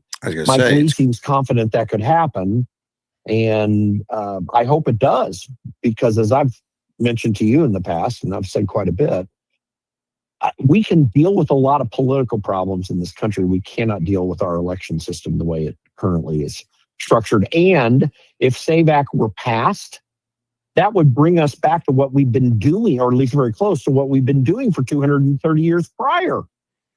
Did you happen to see that up in, I think it was in Michigan, there was a ruling by a judge. I read about it, and I didn't get a chance yet to dig too deeply into it, saying that that Dominion voting machines are a problem.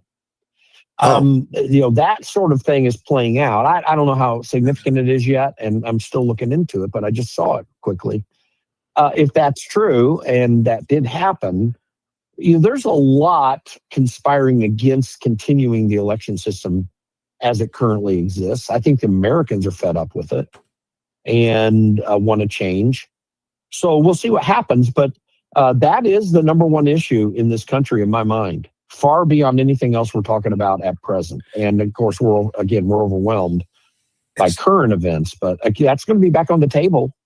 Yeah, if this Iran thing is done, it's back on the table. That's the number one issue in my mind, at least for conservatives moving forward. When do we say the Iran thing's done? It's 2 weeks pause causes a little bit of like ease of things, but it's very fragile, I would assume. Well, that's the risk of this thing as it is, and why I'm never excited about doing things like this. I do get where Donald Trump's coming from, by the way. And he is resetting everything in the world, all political structures that mostly Democrats and feckless Republicans have been promoting over the last 3 decades or so, and worldwide has really caused us major problems. But I think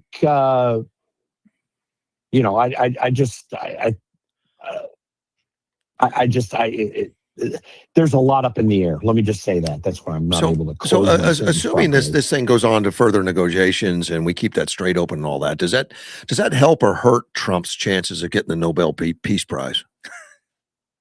Well, he already won it in the minds of not just Americans but people worldwide. So whether he gets it or not is another matter. I'm not very sanguine on the Nobel Committee on much of anything they do. But if the Strait stays open, that's nothing but positive moving forward. Notwithstanding what happens on the back end of Iran in the short term. In the long term, Iran can become a problem again. But in the short term, this year, if there's no more kinetic engagement taking place in the Middle East, and that stops for whatever reason, and the strait is open, no one's even going to be much thinking about it. They'll remember it. It'll be discussed, but no one's going to be thinking about it. And I don't have any confidence that this thing's going to survive 2 weeks. I would put money against it if I had to put money I'm on it. afraid you might be right. I I wouldn't just want to don't bet. know. There's I so wouldn't many want to bet unknowns. against it. What's Yeah. going on inside Iran? And we don't have the we don't know. information. We don't know. I Except don't want to be too critical of Donald Trump, but the reality is I don't have a freaking clue what's going on. I really don't. I mean, I have some sense on it, but I don't even know that they're negotiating with real people right now. I'm not saying they're not. I'm not making that accusation. I don't even know who they're talking to. No one knows who they're talking to. And that Donald Trump says they're talking to. And that's by correct. design. They have to do that, though. So you're not going to be critical of Donald Trump. Can I ask you to be critical of Mark Kelly for a minute? Oh, I can surely do that. By the way, I can be critical of Donald Trump if you need me to. Just let me know. But yeah, no, Mark Kelly. Mark Kelly is one of the most absurd people. He epitomizes why I have this rule when it comes to former military people running for Congress. Yeah. There are two groups of people that I think should never run for Congress: former military officers and pastors. Now, I say that as a very committed Christian who is totally subjects my life to Jesus Christ and his teaching. Okay, so we've got a kind of a feckless church in this country too. But, Kelly epitomizes why military officers are some of the worst possible people to ever serve in Congress. And not all of them have been bad. I'm not trying to put a pox on the entire house. But he's become political.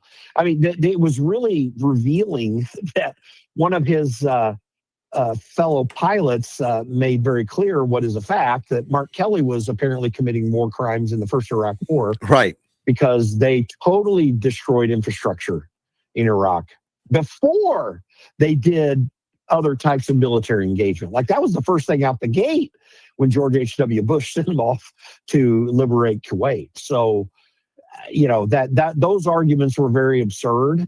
I'm convinced that had Donald Trump followed through last night with what he was threatening would happen if the deal didn't come through, that it would not have been an entire destruction of all, electrical generation sites around Iran. And the only thing that keeps them being able to do whatever defensive capacity they still have in Iran is with those electrical power generation plants. I mean, you got to feed off the electricity to run your equipment, and you can only do so much with generators. At least they can. And just to interject, it's not a war crime to attack infrastructure. It is not, but you can't do it for the wanton purpose of harming the people, supposedly in military conflict. By the way, military is killing people and breaking things. So I'm not even sure. There are some aspects of international, war law, the Geneva Convention that are useful. I mean, I think you're not a combatant if you're not in uniform, for example. You have to hold people if you capture them, not kill them. All the other aspects of the Geneva Convention. There's a lot good in there that I think is useful if you're going to go to war. War's a bad thing, and I hold to Augustine's just war theory. War should only be about a defensive thing to protect yourself, and that puts what Donald Trump did in the gray area, but it is gray. It's not a bright line. No. Right. But what we do in international war rules, much of it can be useful, but there's a whole lot of it that's just out there to say we don't want strong people to win. That's essentially what most of these international rules on war are. But in terms of what Donald Trump said he was going to do, it's far away from the bright line of what he should not do in a situation like this. So there was no war crime that was going to be committed. It's Democrats doing their typical thing, hoping that things do look like crimes that are not, while at the same time they don't even adjudicate real crimes. So that's the Democrat posture, is just to be anti-Trump. And the bad news about that is an evil part of our politics in this country that we need to extract ourselves from somehow, and that's not going to happen easily because these people are still alive. Right. But it's also just a real challenge because these people are determined to overthrow the American Republic. Democrats want to overthrow the American Republic. That is their goal. They are not an American party. They are a violent, extremist group of political actors who do not have in mind the people that they supposedly serve in elective office. They don't have any of that in mind. All they have in mind is their political power, their political position. And Mark Kelly epitomizes that problem. Well, and something he's done, though, when he came out and suggested on that video that you do not have to follow the orders if they're illegal, that's been spreading. You've got the AOC and many other Democrats that are joining with him on that. It's just mind-boggling and gut-wrenching to have our elected officials suggesting to military, don't follow the orders. Well, I think that's insurrectionist. I mean, we just have to call it for what it is, in my opinion. Yeah. I listen, these efforts to undermine our structure of government, like I think we should all be very, very, I don't know, skeptical about government officials, whether there are people or not. We should always be skeptical of government. Government is an institution that has the power of legal force to require compliance with law. The problem is that they are human beings who fall into this category I talk about a lot, that 6,000 years of recorded human history proves the moral depravity of mankind. That is a very, very real problem that we always have to deal with. Again, our guys or their guys. It's the same problem because we all have the same human problem. So we should be skeptical. But what's happening with this call for that Mark Kelly and others are doing to tell people not to accept illegal orders, well, that's a subjective term. I mean, the illegal orders that they want them to not follow are the ones that they disagree with politically. They're not actually illegal orders. Everything is illegal to them until it's legal to them. Right. I mean, that's the subjectivity of the times that we live in. It's the relativism that we live in. Absolutely right. Something I read the other day that really intrigued me, and I guess I didn't pay much attention when it first came out, but the military now is taking off the list of acceptable colleges. Like all the Ivy League schools are gone. Harvard, Princeton, all the ones we know. And we have Hillsdale and others that are on the list now that, according to Hegseth, is supportive of the mission of the military. I guess I didn't appreciate how impactful that could be, and I'm assuming it's going to be impactful.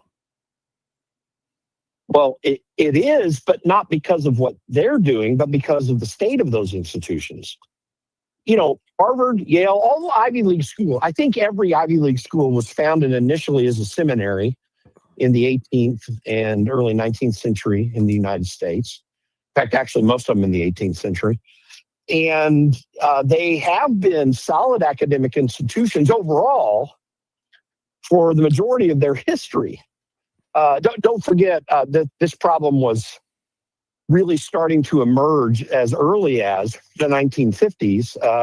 William F. Buckley's famous book that actually brought him on for the national stage, God and Man at Yale, was a thesis to tell Yale graduates who thought their school still had a Judeo-Christian ethic and an honor and respect for education that had begun to be undermined in 1955 when William F. Buckley Jr. graduated from Yale.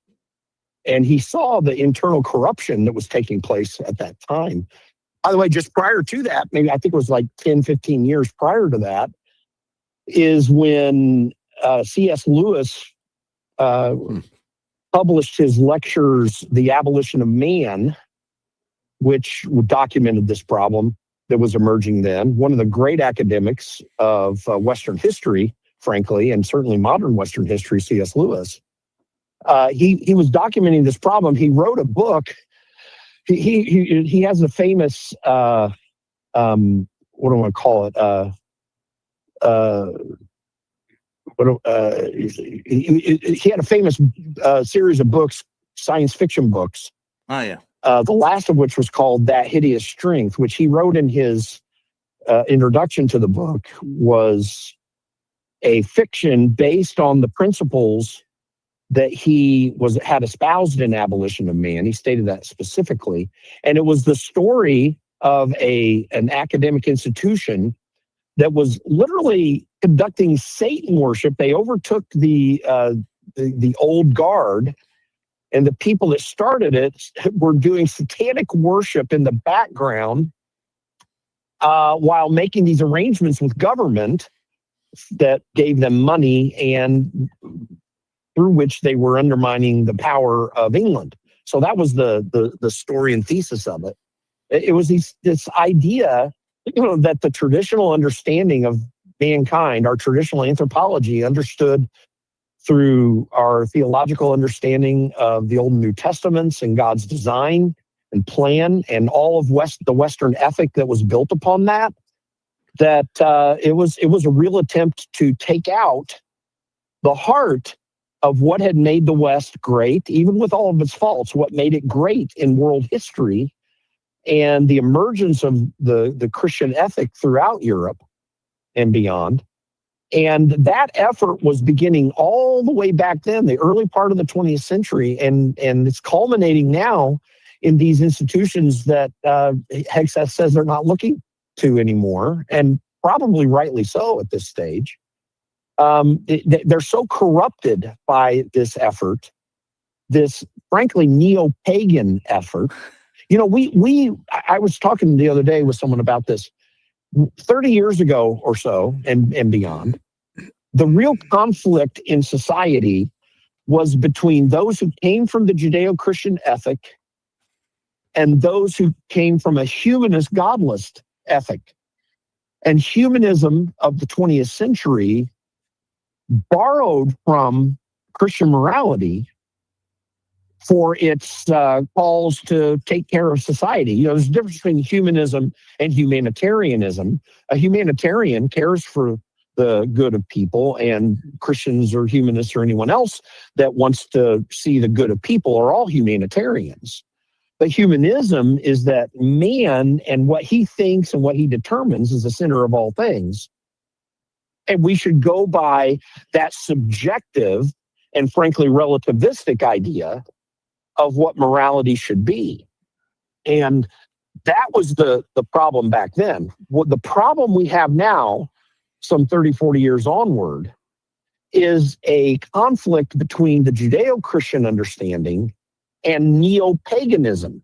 It's a neo-paganism that has something of its roots through Nietzsche, who had announced that God was dead, but the reason he announced God was dead was because the European Christianity of his time in the 19th century had become so feckless and weak. And he said that they killed God because they weren't operating under the principles that they said that they espoused. But it goes even further back. He began to draw upon the Roman pagan ethic, which when you look at the conflict between the early Christians and Rome demanded that everyone worship Caesar. They required them to say Caesar is Lord, and many martyrs were created and persecuted people were created in the Christian church because they said, we'll follow the laws, but we can't do that. We say that Jesus is Lord. That's not that we want to undermine the legal construct of the time and the legal structure, But the reality is we're not going to bow down and worship those pagan gods. And many of them were killed, many of them persecuted. And we're emerging upon, if the Biden administration had been able to extend into these 4 years that we're in right now under the Trump administration, had Kamala Harris gotten elected, we would be more firmly on that neo-pagan path, which would have a violent, and still does to some degree, since those neo-pagans exist in this country, and mostly we typically call them Democrats. They are intent upon violently overthrowing the Judeo-Christian ethic that hates war, that seeks the good of people, but that also operates on firmly established principles that are immutable and also are not changeable by mankind. That we are under a God to whom we are accountable in our government, in our society, in our politics, in everything. And we are subject to him. That is fundamentally what the Western ethic has always been about, again, with all of its faults. But they seek to undermine that in a very serious way. So when you hear Pete Hegseth and anyone else in government say, yeah, no, we're not preferring Ivy League people. You guys have owned it for a long period of time, and you've gotten into this neo-pagan way of thinking, and that's not going to be useful. You cannot build a society on a pagan foundation. The closest thing to building a structured society on a pagan ethic is Rome, that did exist for many, many years, but it eventually fell on its own weight. Yeah. And we would fall on our own weight too if we were going to abandon the things that built the formative structure of Western society, and in particular here in the United States, our constitutional manner of governance, which did see that God is the ruler and controller of all things, and that we're subject to him.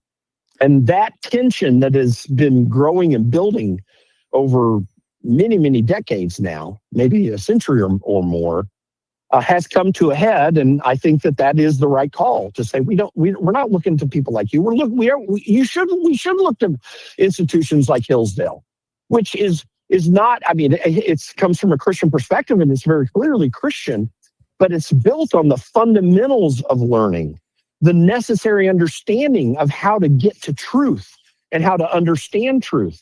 If you are not seeking truth in a society, then war is just something we do because we want to get rid of people we don't like. And people will argue that Donald Trump's falling straight into that, and I'm willing to have that discussion, but you have to have that discussion. That discussion's necessary. And you cannot have that discussion in a society when you have a pagan way of thinking, because even with ancient Rome, all they did was just conquer everybody they wanted to conquer so that they could get whatever they wanted to get and expand power, instead of having anything fundamentally based upon truth. And there was some seeking of truth to a certain degree, and you would have this or that there, but ultimately it became a pagan system that sought to destroy the lives of people who would not obey fully. And that is not part of the human spirit. We weren't created that way by God. And to require such things in the society breaks it down. When you're based on raw power and you have no connection to an objective reality that you must conform to, then you cave in on yourself over time. Democrats will lead us in that path if they ever get the kind of power that they got during the Biden administration. I'd say there's a thread there too that I'd have you comment about, and that I'd say a corrupted Russellian thread of nature worship of animals, worship of nature, that man is evil and must be reined in favor of the natural world. In other words, worship of the creation instead of the creator. Listen, that Russellian construct is a very similar construct to many of these other things that I've been talking about. Exactly. Because it's godless in its approach. And it's that godlessness that really matters. I mean, we should care about nature. No doubt about it. There's no reason not to care about nature. We should care about pollution and make sure that what people do is done fairly and constructively. all of that is fine. The big problem with the current climate alarmism is that has existed over the last 3 decades is that it was actually never an attempt to care for nature. It was an attempt to control man, to utilize government to control mankind. Rush Limbaugh used to talk about this all the time, and he was absolutely right about it. He did. And that Rousseauian construct, as it existed in France in the 19th century or in the 18th century, was an attempt to extract God out of that equation. Yes, but this is God's creation. So the way we look at creation should be based upon his design and trying to understand his design. The entire scientific method and scientific advancement that we have had in this world is all founded on people like Newton and Kepler and Galileo and Copernicus, who worshiped God, who wanted to understand God better. And every effort of science that they undertook had in mind that God had a design in nature. And what is that? Rousseau didn't seek that at all. Every one of these godless efforts to advance anything in humanity always flounder and fail if they are not looking to the one who truly designed it all. And we've had a lot of great apologetic in this portion of our history that has been growing positively. And it's one of the things that gives me hope, that has debunked all this idea of a materialistic chance growth of the universe and of society and all these things that extract an understanding of reality that can only be found in truth, God's truth, and sought to found it on something different. We know that this was God's plan and design. That you can't abrogate that truth. I mean, you can live outside of it in your mind, but you can't extract it from reality, even though you're living in an unreality. And that's the tension that we've had in Western society. And much of what we see as chaos right now, Sure. I think, is a corrective effort to put that hopefully back in line. And I think there's a hope that it will come back in line. Because when you look at the advent of Donald Trump and you look at the changes in attitudes that are beginning to take place through the Trump movement, and I'm not saying it's because of Trump. I mean, God's plan may have been for him to be a key actor in that, but he's not the one that we seek here. But that entire movement is a resistance against this humanistic, godless way of, and now pagan way of thinking. And that's a positive thing. And I think we may benefit from it. At least I'm hopeful that we will. Yes. Yeah, I was afraid you didn't have much to say about that, but I would have been wrong. No. But, speaking of godless, I just want to talk about Newsom for a minute, because I'm assuming he's going to probably be the Democrat candidate for president, or at least he hopes to be. And I've been watching him a little bit. So he's doing the blogs. He's trying different things. He looks terrible at all of it to me, but his popularity numbers is still a net +2. He's 42% favorable, 40 net unfavorable. +2 where? I have not seen that. Nationally? Nationally. Or amongst Democrats? No, national poll indicating his net favorability. I just pulled it up. It's some of the recent. This is AI that just takes the recent polls, but it could. Who knows what it is? I don't know. But I was surprised even to see that. Yeah, no, he undermines himself every day. If I had to put money on this, what I would say is that the Democrat nominee is going to be either Wes Moore or Josh Shapiro. Wes Moore, governor of Maryland, and Josh Shapiro, governor of Pennsylvania.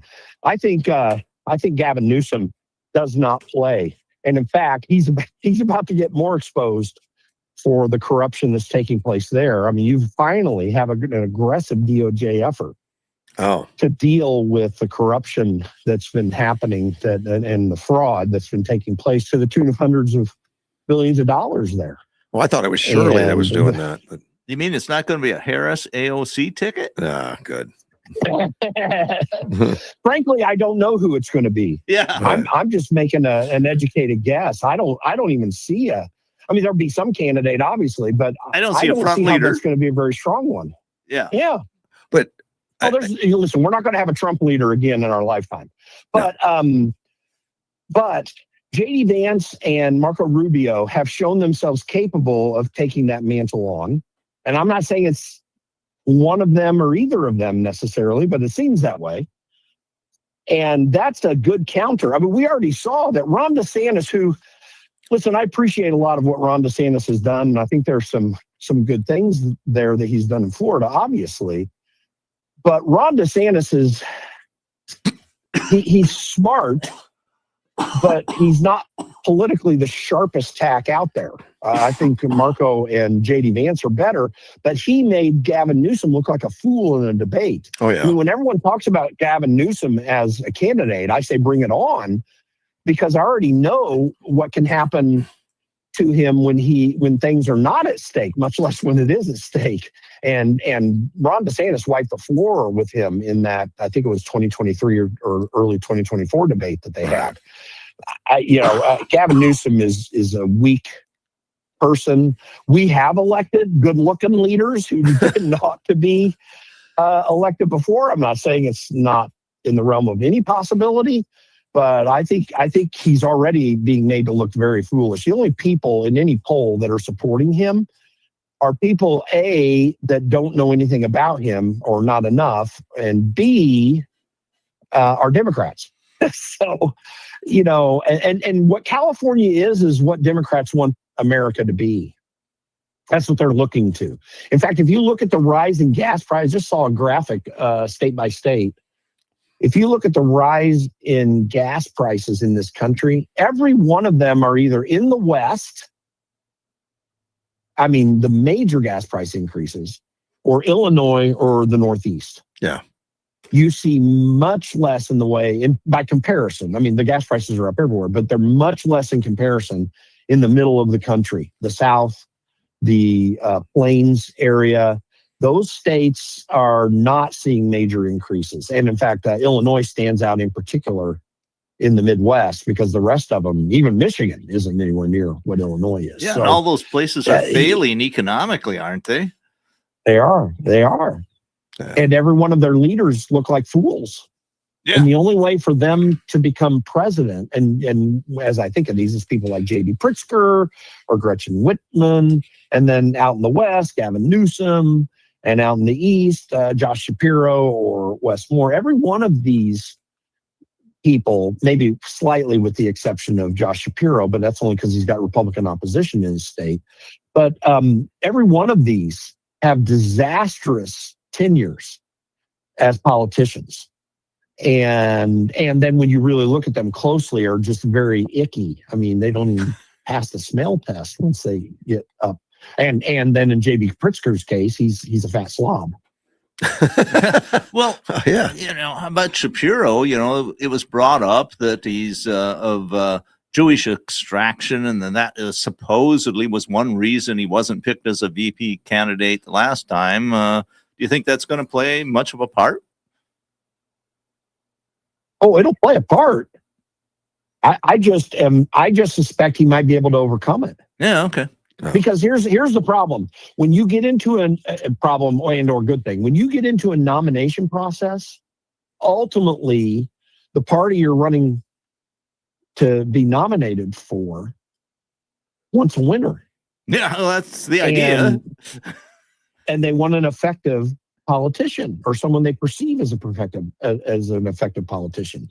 I think when Democrats, and I'm talking about Democrat voters who vote in primaries, when they get a sense that Josh Shapiro is an effective politician, I'm not saying he's good. I despise almost everything he does, but he's an effective politician who's well-spoken and competent, or at least he gives an air of competence.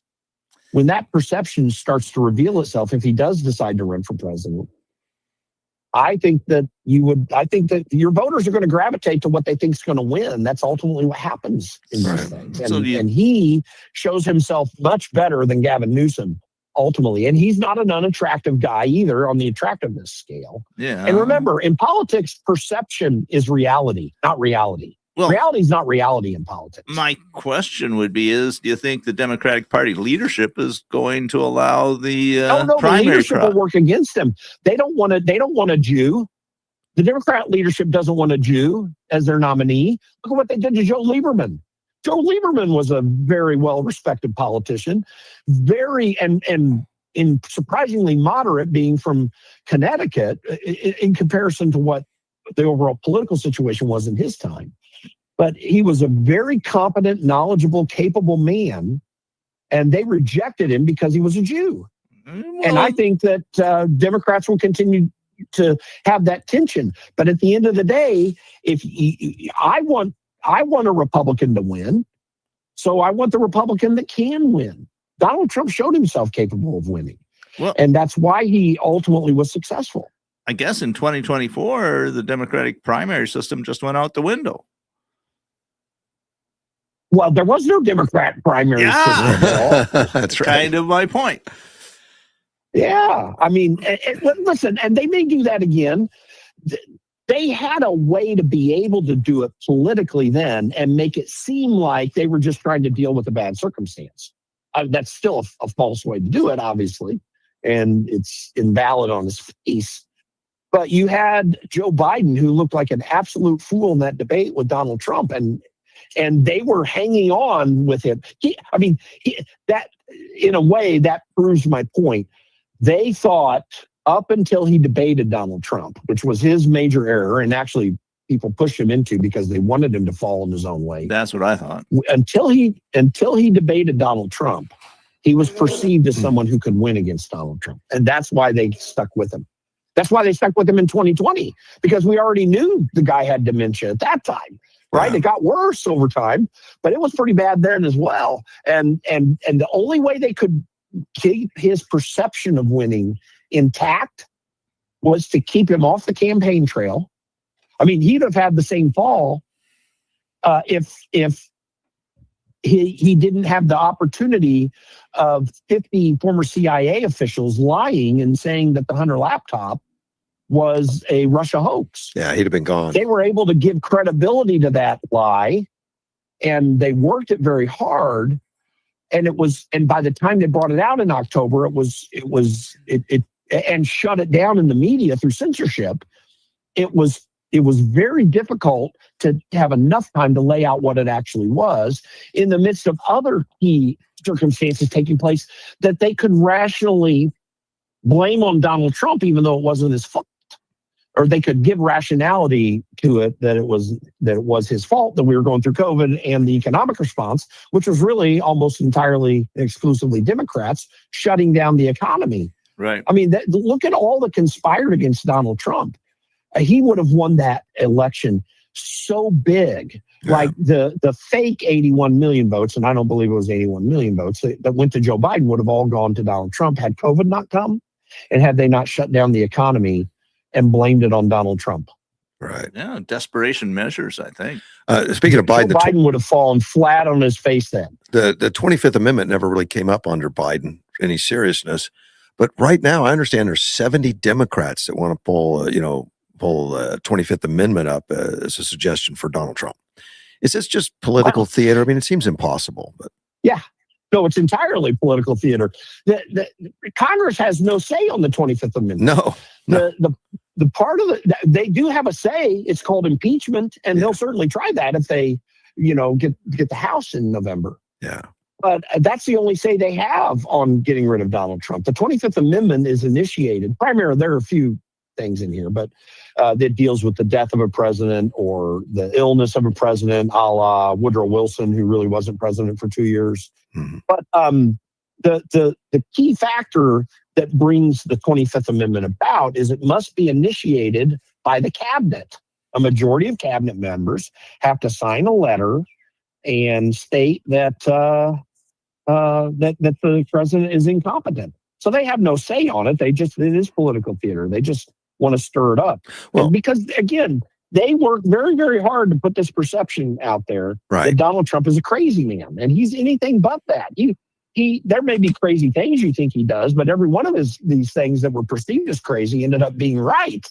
So Exactly. Very, very that's lucky. not going anywhere. Very lucky, crazy man. You know. A stable genius. I would think. I would think so.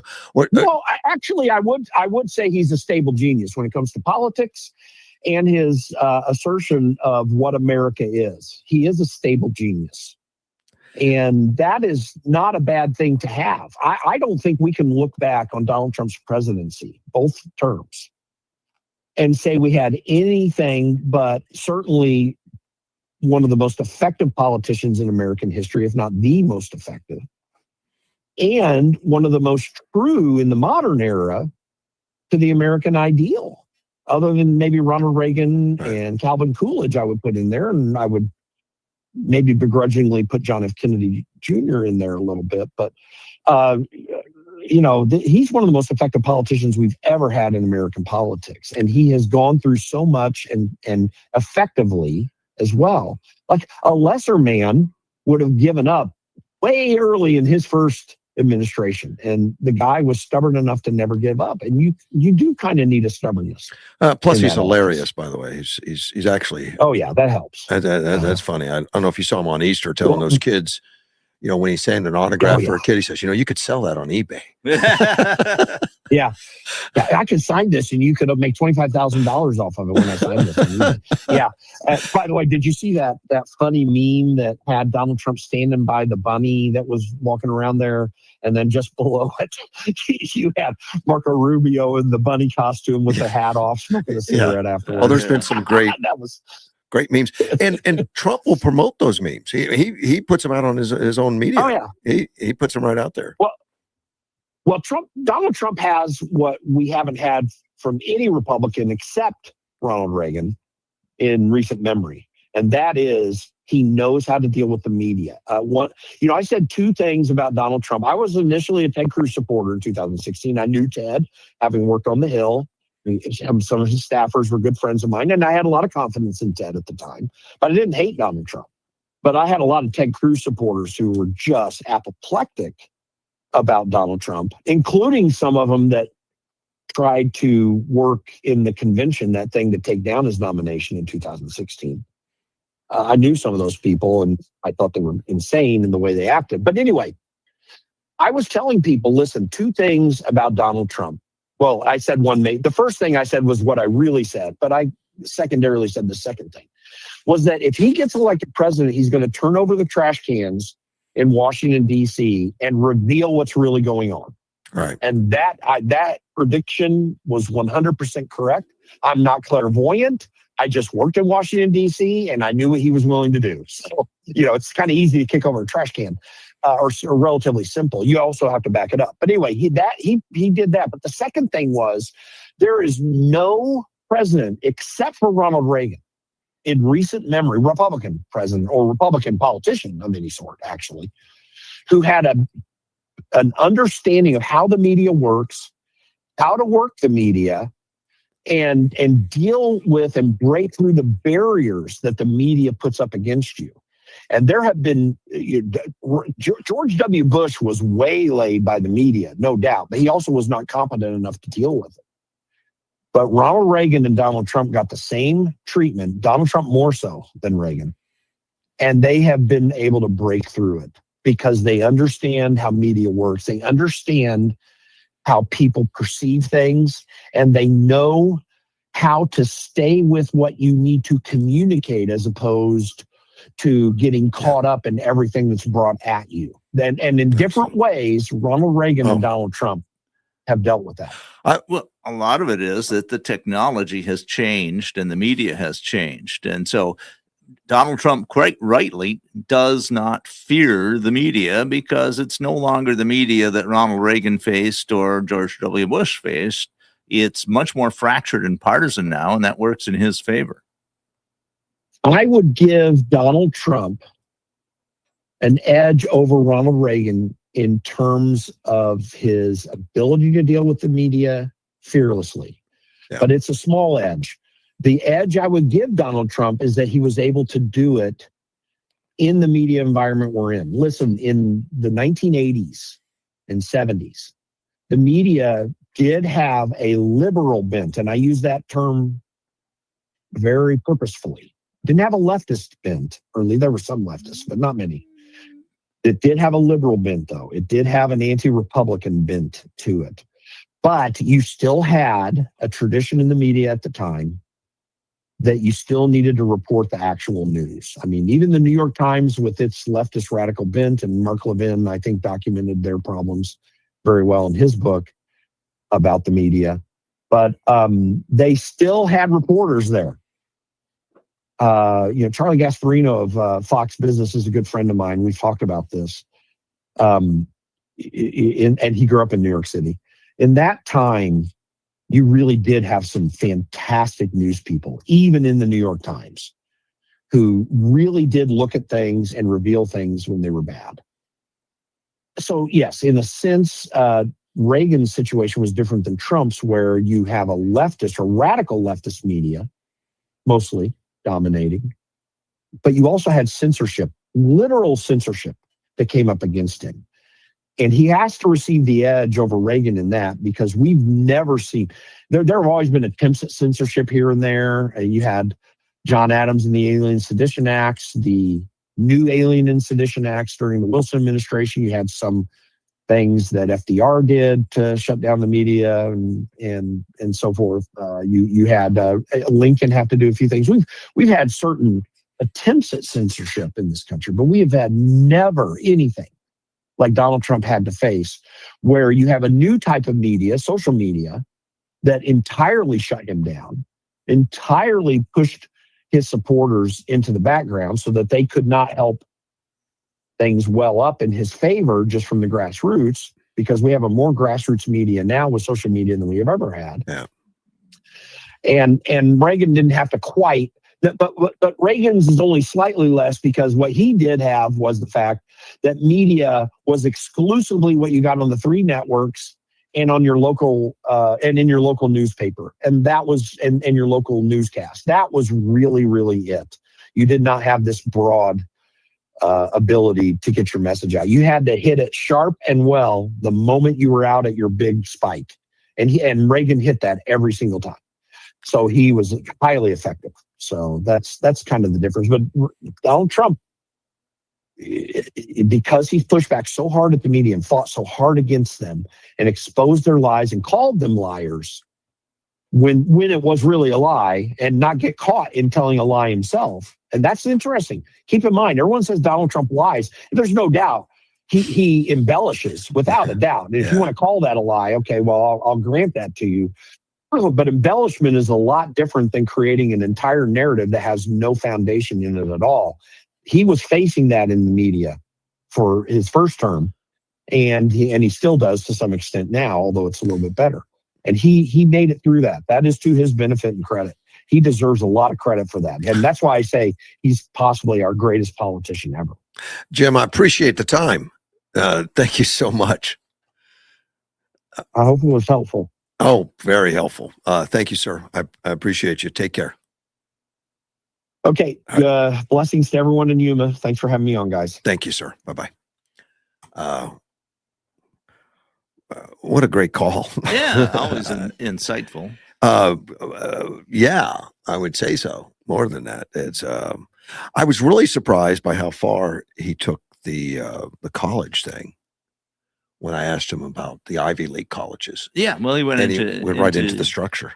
Deep philosophy behind the colleges.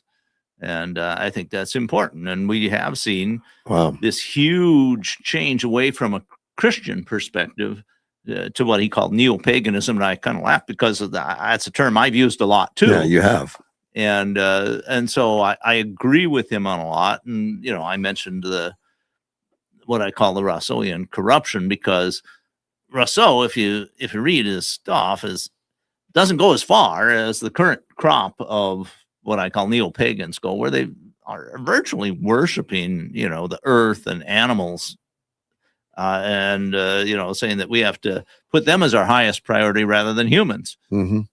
So, but I agree with a whole lot of what he said there. Yeah, he was excellent.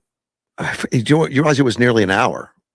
I thought it was Yeah, very close to an hour. I was surprised he could stay that long, but And he without stop. Yeah, I was brilliant. waiting for pauses where I could interject something. They were rare. They were Well, very rare. he obviously has a lot on his mind, Well, and a lot he thought wants to. about this stuff, and Of course. it's cogent and Yes. it's comprehensive and it's Yeah. all connected. What a wealth of knowledge, though. Yeah. That he has. It's to draw on. So I listen to him, and for him to think that Newsom is not a factor, That's I'm glad. Interesting. I'm glad he thinks that way.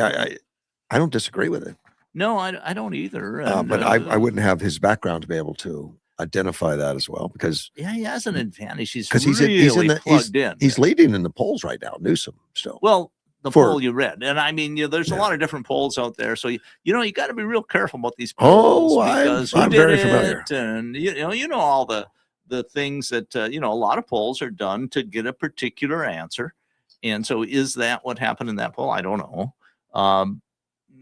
So I mean, I look at Newsom, but I've been very skeptical of him right from the start, and he just seems to keep putting his foot in his mouth. He says these really, I think, silly and stupid things. yeah, ridiculous things, but he gets Yeah. away with it. Well, I don't know. I mean, people see it and they go, "Wow, that's really stupid." I mean, I don't know if he really does get away with it, or if he just, is portrayed as getting away with it. Right. So that's a little different thing.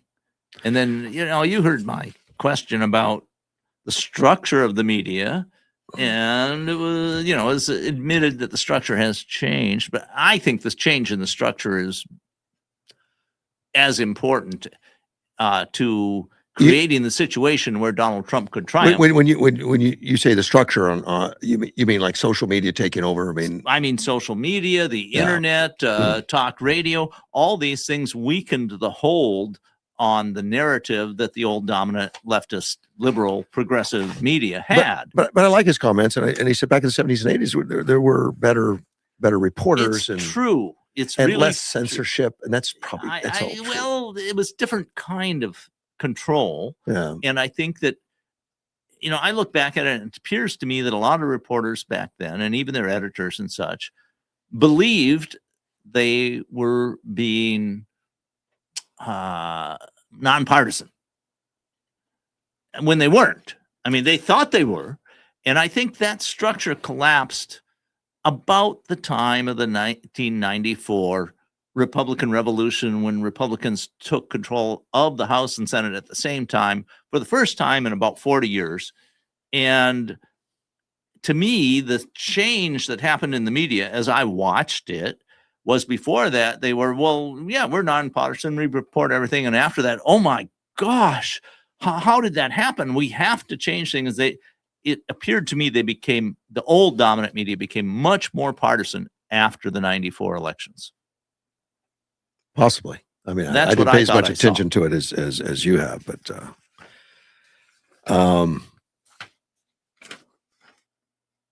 free speech, and that's something we talk about, censorship.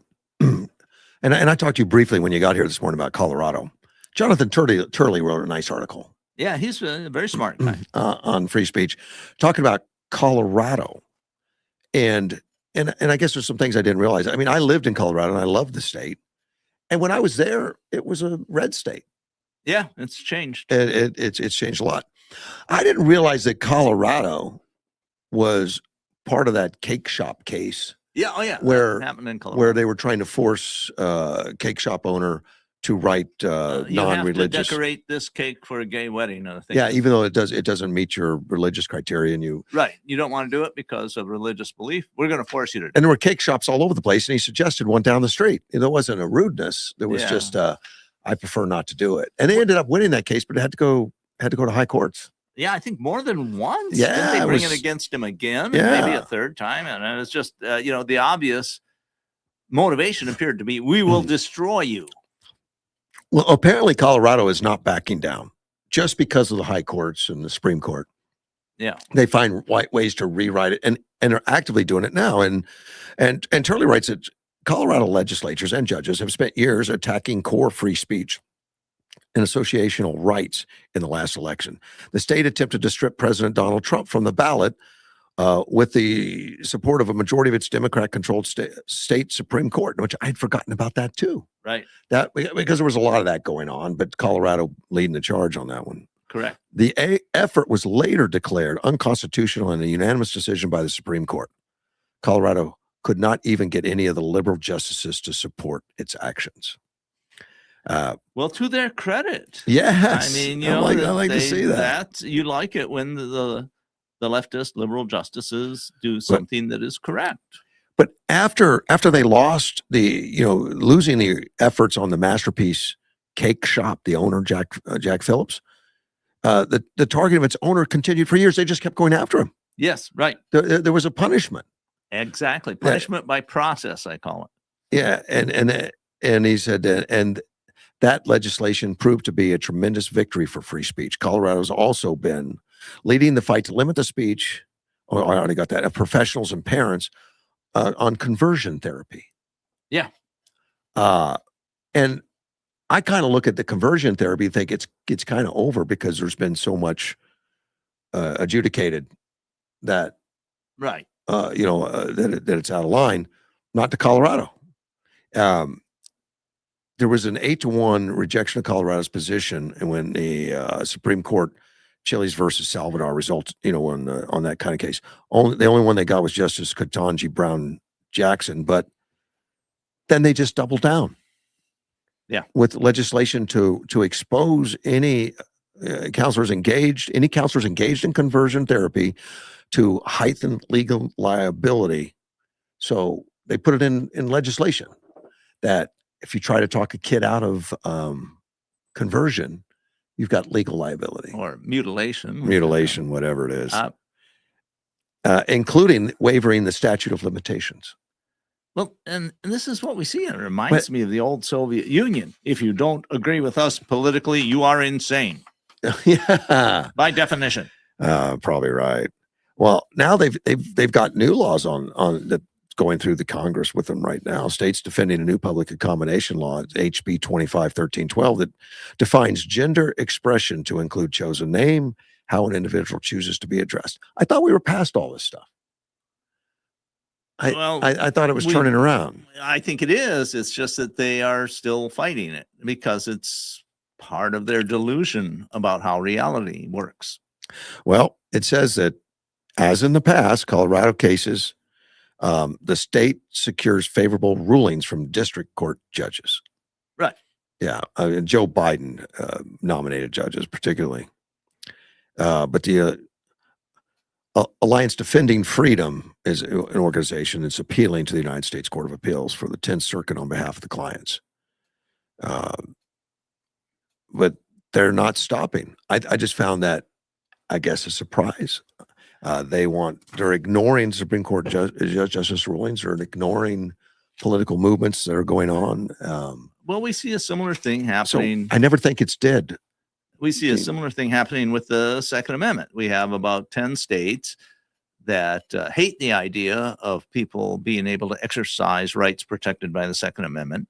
And so the Supreme Court makes rulings and they say, well, we interpret them this way, which means we can stop people from exercising their Second Amendment rights. If we look at it through these squinted eyes, it means that. And then it takes another couple of years to get up to the Supreme Court level or at the appeals court level. I mean, you have the Ninth Circuit and the First Circuit and the Second Circuit that are hostile to people exercising Second Amendment rights. And it takes a while for the adjudication to go through to reach the Supreme Court. And they have a lot on their plate. They have all these emergency actions that the Trump administration has to appeal because some district judge says, I'm president and you will not do this. And then it has to get up to the appeals court or Supreme Court level. They say, no, you don't have that power. And the Supreme Court has put out some guidance limiting the ability of district courts to rule for the whole nation. So all that's ongoing, but it takes a lot of time and effort, and it puts a lot on the plate of the Supreme Court. Yeah. I think the left just tries to just overwhelm with the numbers. Yeah, like we do in the state of Arizona, where we've got a district attorney I think it's 20 lawsuits against Donald Trump. Yeah. And she's joining hands with other district attorneys just to it's a tactic. frivolously. Right. It's, there is this, at least what I see, the philosophy on the left is, as long as we win, we don't care. Well, they don't even care if they don't win. Well, we're going to oppose. Yeah. I think a lot of it is just to tie it up, to slow it down, because to punish. Well, that's right. But then I think ultimately they figure they can win with that. I don't think it's going to work that way, because most of the public is not delusional, and there's many more ways for people who are inclined to vote overall to get more information than just from the information bubble that most leftists or Democrats are in. Yeah. And so that seems to me to be a shrinking bubble, in the neighborhood around 20 to 30% of the population, probably. I think it's slowly shrinking. But in the meantime, we still have them proclaiming that white is black, black is white, gravity doesn't work. I mean, essentially, their complaints appear to be with reality. No, reality doesn't work that way. I want it to work a different way, so it has to. And that is not a winning solution. It fails in the long run. It's amazing to me, though, to see the progressives and the leftists that are so righteous about their stance and what they're doing. And yeah.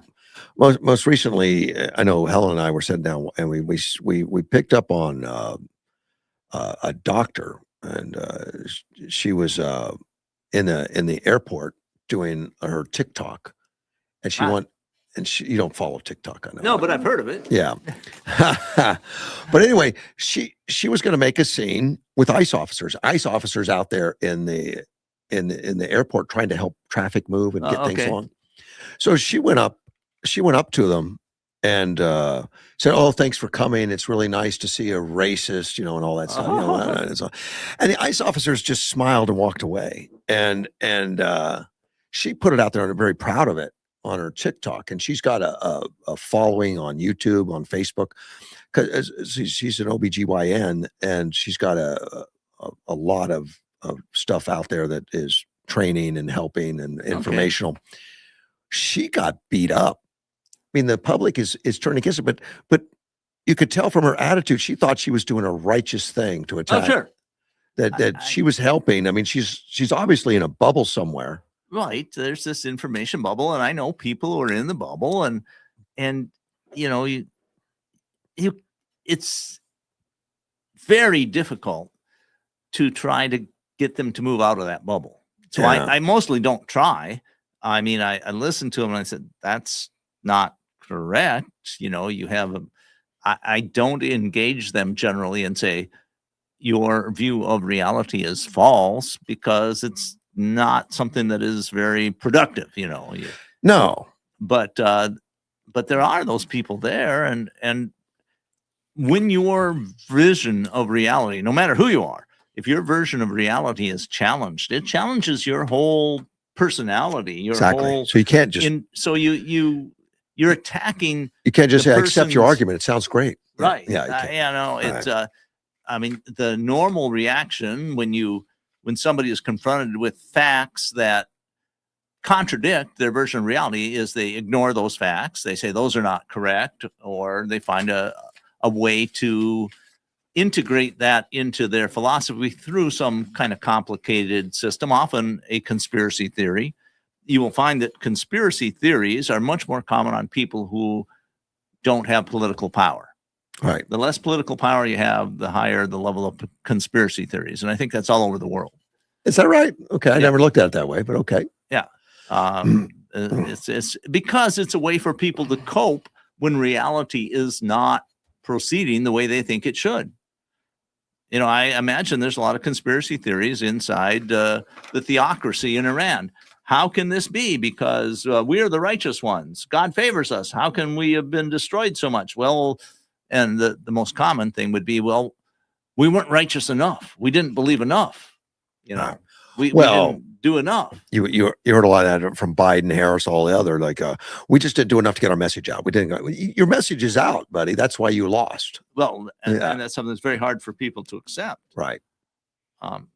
So that's why that's where Newsom's we spending are. $15 million, not to fix his issues, but to better explain it.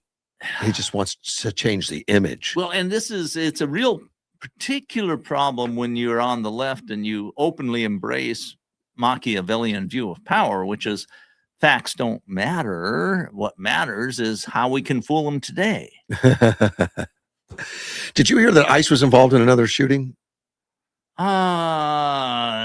It doesn't come to mind, right? Well, it's because I don't think it's hit the mainstream. I don't think it's been out there in a big way. Now, the person didn't die, but involved in a shooting. And it makes me wonder, is the left done trying to trash ICE, other than this OBGYN that did it in the airport? Well, there have been some structural changes. They've pulled away from some of the They have extremely leftist states like Minnesota. Right. And they've got cooperation from the Minnesota that they didn't have before. But this one happened, and it was an illegal immigrant gang member they shot this time. Okay. And he was wanted in connection with a murder investigation in El Salvador. So they pulled him over by federal agents in California. So I would think anything in California, such an activist state, it'd be like Minnesota, but maybe not. Maybe they're not doing it. Well, he tried to run from immigration customs officer, run him over with his car. Oh, well, yeah, and they shot him. It's just kind of like Renee Good. Remember, she got shot. Yeah, a little different. But this was an illegal immigrant, and Carlos Ivan Mendoza Hernandez, suspected 18th Street gang member, wanted in El Salvador for the connections of the murder, and he got flagged on a national targeting center. According to the law enforcement source, they said, well, he got flagged on this targeting center. And but he'd been in the country for a while. He'd been in trouble, and nobody does anything. Yeah. We don't seem to have the connection anywhere. Well, it's because it's not a unitary system, and it's not a unitary system by design. Police in Phoenix act differently and have different rules than police in Los Angeles, and the local governments make a big difference, and the state governments make a big difference. Right. So we've had essentially lawless regimes inside California and some of the major cities that are democratically controlled for quite a while, where people are not, if they're illegal immigrants, they're given a pass in a lot of areas where Americans would not be. And I'm wondering, is it because he was a illegal alien? It's not hitting the news. I don't know. It's hard to know. I mean, there's so many complexities, and you have to look at each individual case. And I can, I'm a little sympathetic to this idea that cash bail can be abused. I've seen it abused. I mean, I know it can be abused. I don't know how you solve the system, though. Well, I mean, we've gone no to we've gone to perfect. cashless bail in a lot of places. And that was the response to the abuses of cash bail. I mean, I've written about people who are accused of murder.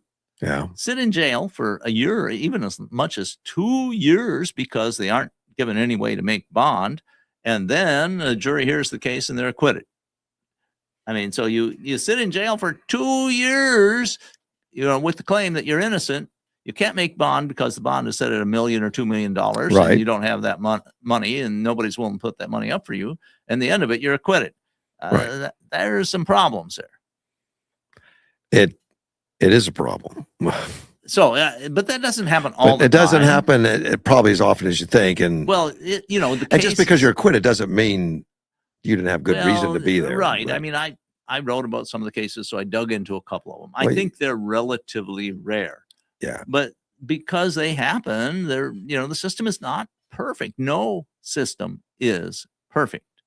But you've worked on cases where the government is just out of line persecuting people too. I mean, it can happen. I'm not saying. I'll just mention the case that I just wrote another article about, the gun-free school zone case in Billings, Montana, where Gabe Metcalf was arrested. He never should have been arrested. The local police said, well, we can't arrest him because he's not breaking any laws.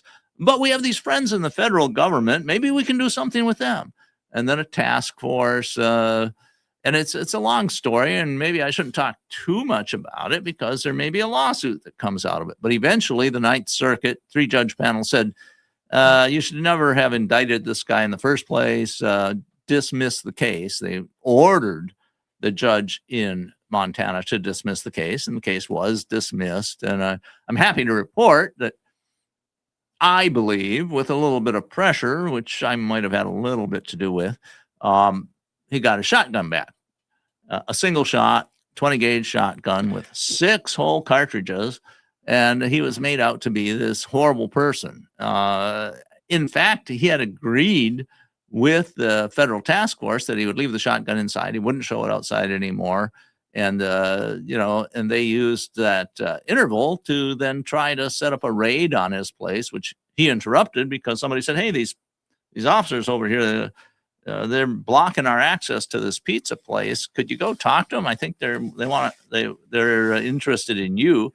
And so he went unarmed, quite reasonably, over to the officers, and he told me that he knocked on the window of their car and said, roll down the window. And one of the officers was startled, jumped out of the car and says, you're under arrest. Well, they obviously were going to raid his house. And then they did have a warrant to go into the house, and they did some damage. Well, anyway, all of that may be addressed in a lawsuit that may come up because the Ninth Circuit 3-judge panel said, you got to dismiss everything.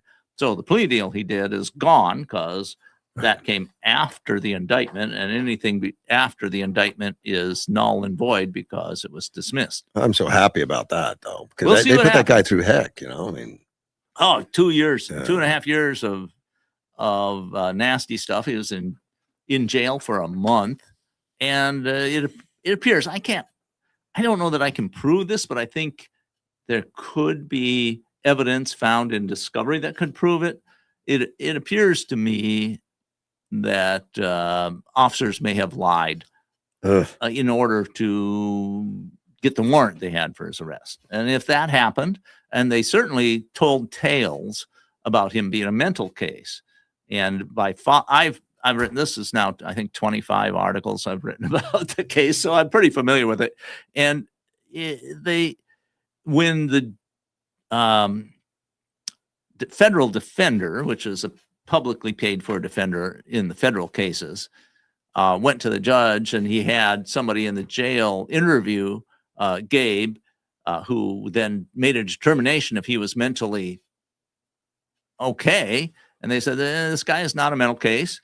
And then they went to the judge, and the judge ordered his release with no bail whatsoever, just on signature bond. Whereas previously the prosecution had said, don't let him out on bail under any circumstances. And the judge had agreed with that. So once he found out that essentially, from my viewpoint, that the prosecution had lied to him about the state of Gabe Metcalf's mental health, things turned around a good bit. He still ended up in jail for about a month before they were able to get that to happen. A sad case. I hope he gets some remuneration. Yeah, we'll see. Nice. ICE was also arrested a bunch of people at Pennsylvania DMV. And this one kind of surprised me when I read it. You've heard about all the cases of these commercial licenses getting in the hands of people that can't read English, can't speak it. Correct. Can't pass the testing, and yet a lot of it came out of California. It's resulted in some deaths, some problems, all kinds of stuff. Right. To the point where I read an article that some of the police have complained that like half the people they pull over couldn't pass an English test to be able to have a conversation with, to say that's a large percentage. A surprising percentage. I don't know. I don't remember exactly where they were in the country, but right. To have that many, I thought that's almost impossible. But in Pennsylvania, there's a DOT licensing center near Kittening, Pennsylvania, and they raided it. And they were teaching people that was for the licensing and all that. As soon as the ICE got there, though, everybody was running. According to the sheriff, there. So the sheriff was there. They're not a sanctuary state, are they? Pennsylvania? I don't think so, but maybe cities are within. I'm not sure. So was this an official state government entity that was teaching these courses? I get the impression it was like one that had contracts with the Okay. state, but it was a DOT licensing center. That sounds like Department of Transportation. It is Department of Transportation. But it was one doing commercial licensing and stuff. So quite often, I mean, like we have a commercial driver's license place in Yuma, but I don't think that would be called the DOT. I wouldn't think so. I mean, and we have where there are private entities that you can pay a fee and they'll help you through the process. So maybe it's something like that. I don't know. Yeah. Well, they said this was just outside that, but they went in there and the sheriff said, and he says he supports Trump's enforcement efforts, but wanted to see a better plan in situations like Friday when he had only a handful of agents tried to handle over 100 people. I don't know that. Yeah. I've been with Border Patrol before and talked to them, went to some classes with them where if there's 100 people and there's 2 Border Patrol agents say sit down, they normally very cooperative. Right. I guess ICE would be different though. It so much depends on the circumstances. Yeah. I mean, it's a different thing if you've got people out in the middle of the desert or they're in a building with limited access doors or, they're in an urban area with lots of alleys and places to run. I don't know. Well, the reason that ICE was even informed about this licensing center, local residents became concerned of seeing so many foreigners in there that didn't speak English, and they were driving tractor trailers and stuff. So the locals, and then the ICE went in and did the investigation, and they said, "Wow," and they came back to do the raid. Of course, it created chaos because people ran around. But this Zach Shearer, he's one of the ones that called in, and he was there during that enforcement. He was also at the Donald Trump assassination in Butler. I mean, he was in attendance out there. Interesting. So he was a Trump fan, obviously, but he called in. He said, "I reach out to local enforcement as well as a call to DHS to Pittsburgh, let them know." That's when police came, as well as ICE later in the afternoon. When I got to DMV, there were still ICE present. 13 illegals were arrested. Another man walked into the DLC and started filming and asking people where they're from. One man said China, which a remark from the people filming says it was a sarcastic remark because he obviously wasn't Chinese. Pakistan, Uzbekistan, Turkmenistan. I mean, there's a ton of them that were arrested and taken in. The residents all went over and thanked ICE for investigating their concerns and responding to the calls. Oh, gee. And I have a couple of problems. One is it's so obvious the residents had to do something. Where are the local agencies? Yes, that's and they had to call federal agencies. And there's a spokesman for the Penn DOT, which is always interesting. How do you put lipstick on this? Alex Campbell is a spokesman. He said the agency did not coordinate with federal officials in any capacity in relation to this activity. Probably because you weren't called, but. Well, the Pennsylvania we just talked about, Governor Shapiro, a Democrat, is the governor in charge. So he has his executive authority over many of the state agencies. So that might have something to do with it. Well, and he suggested that there was a rush of truckers to the DLC was likely spurred on by the coincidental mass expiration or required adjustment of key records, which is true. Right. Which means they're aware that there's problems. Yeah. Foreigners that can't drive, it shouldn't be driving. That shouldn't be in there. He said the West Kinnaman Driver License Center was processing medical forms update for current holders of non-domiciled commercial learner's permit driver's license holders, which resulted in a large number of customers. And that's why they had so many out there. So it was DOT. If it was all legitimate, why did they run? They ran as soon as the agents stepped out of the cars. Yeah. I mean, that's usually an indication that there's something going on. Well, they're worried about something. Of course, there's been a lot of demonization of ICE in the news. The Shapiro administration has been at odds with DHS after multiple Pennsylvania issued licenses were found during arrest of illegal immigrant non-domiciled truck drivers around the country. So they've been on notice, and apparently they're still processing. Right. They're still doing. There was one of the reports here from a witness that said they opened up the door to one of the tractor trailers and 10 people jumped out. Okay. It's made for a couple, but not 10. Well, I mean, they're probably hiding. Yeah, That's what I take it to mean. Yeah. Yeah, when they open up a cab door. I've never seen that where a cab door gets open and have 10 of them come out, but that's usually a problem when that happens.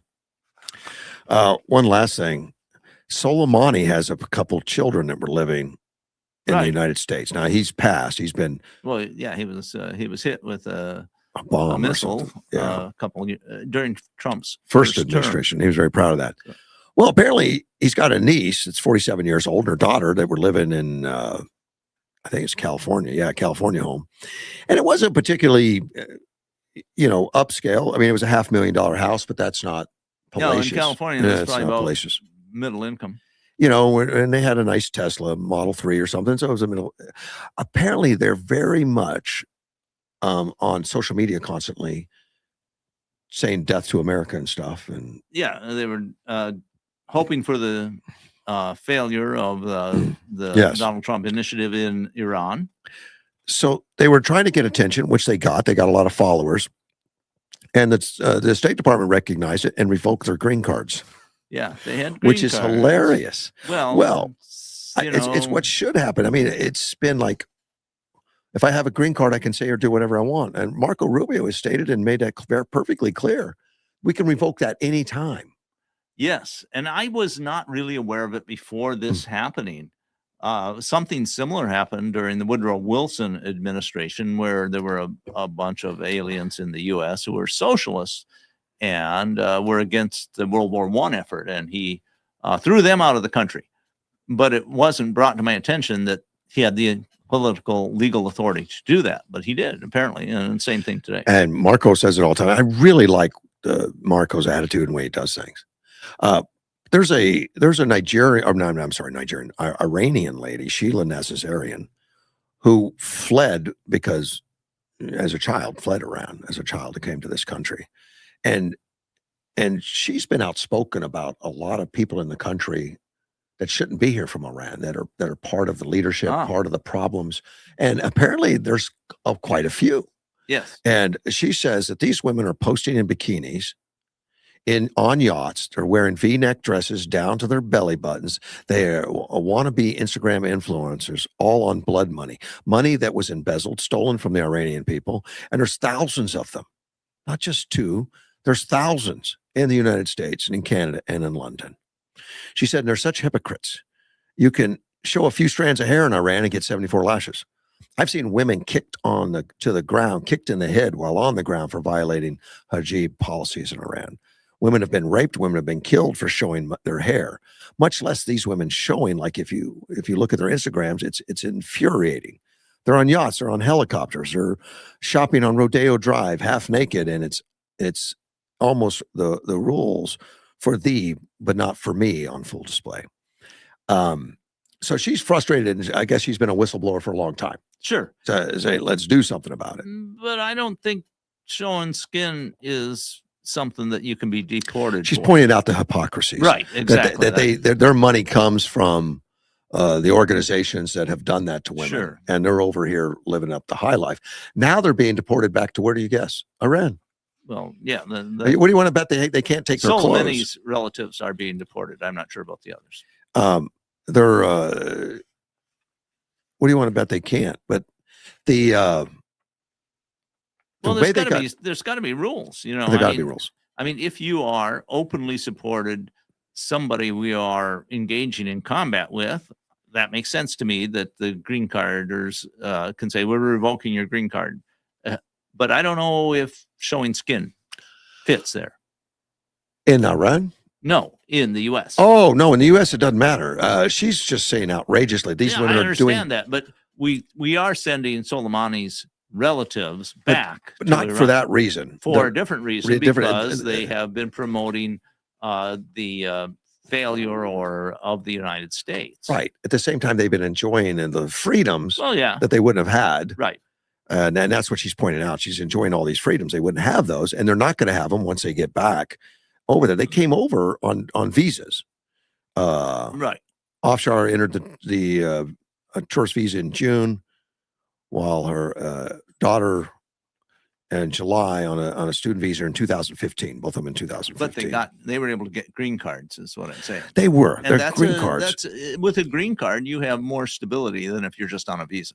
Because of the Biden administration in 21 giving them permanent lawful residence. Yeah. 2 years later in 23, the other one got the green card, gaining permanent lawful residence. So they didn't get the green cards till within the last 5 years, Right. 6 years. And they're finding out that it's not get out It's of not jail permanent. free. You can't just start talking bad about the country. Well, You're not a citizen. yeah, it's going to be a cautionary tale for a lot of others. Afsar, the older lady, the 47 years old, she's been applied for permanent for naturalization. I guess that got denied. Well, yes. I mean, I guess we don't have to worry about that at this point. Sounds like that is the case. We don't need you. Dean, thanks so much for coming in. Looks like we're out of time. I'll be back tomorrow. Have a happy Wednesday.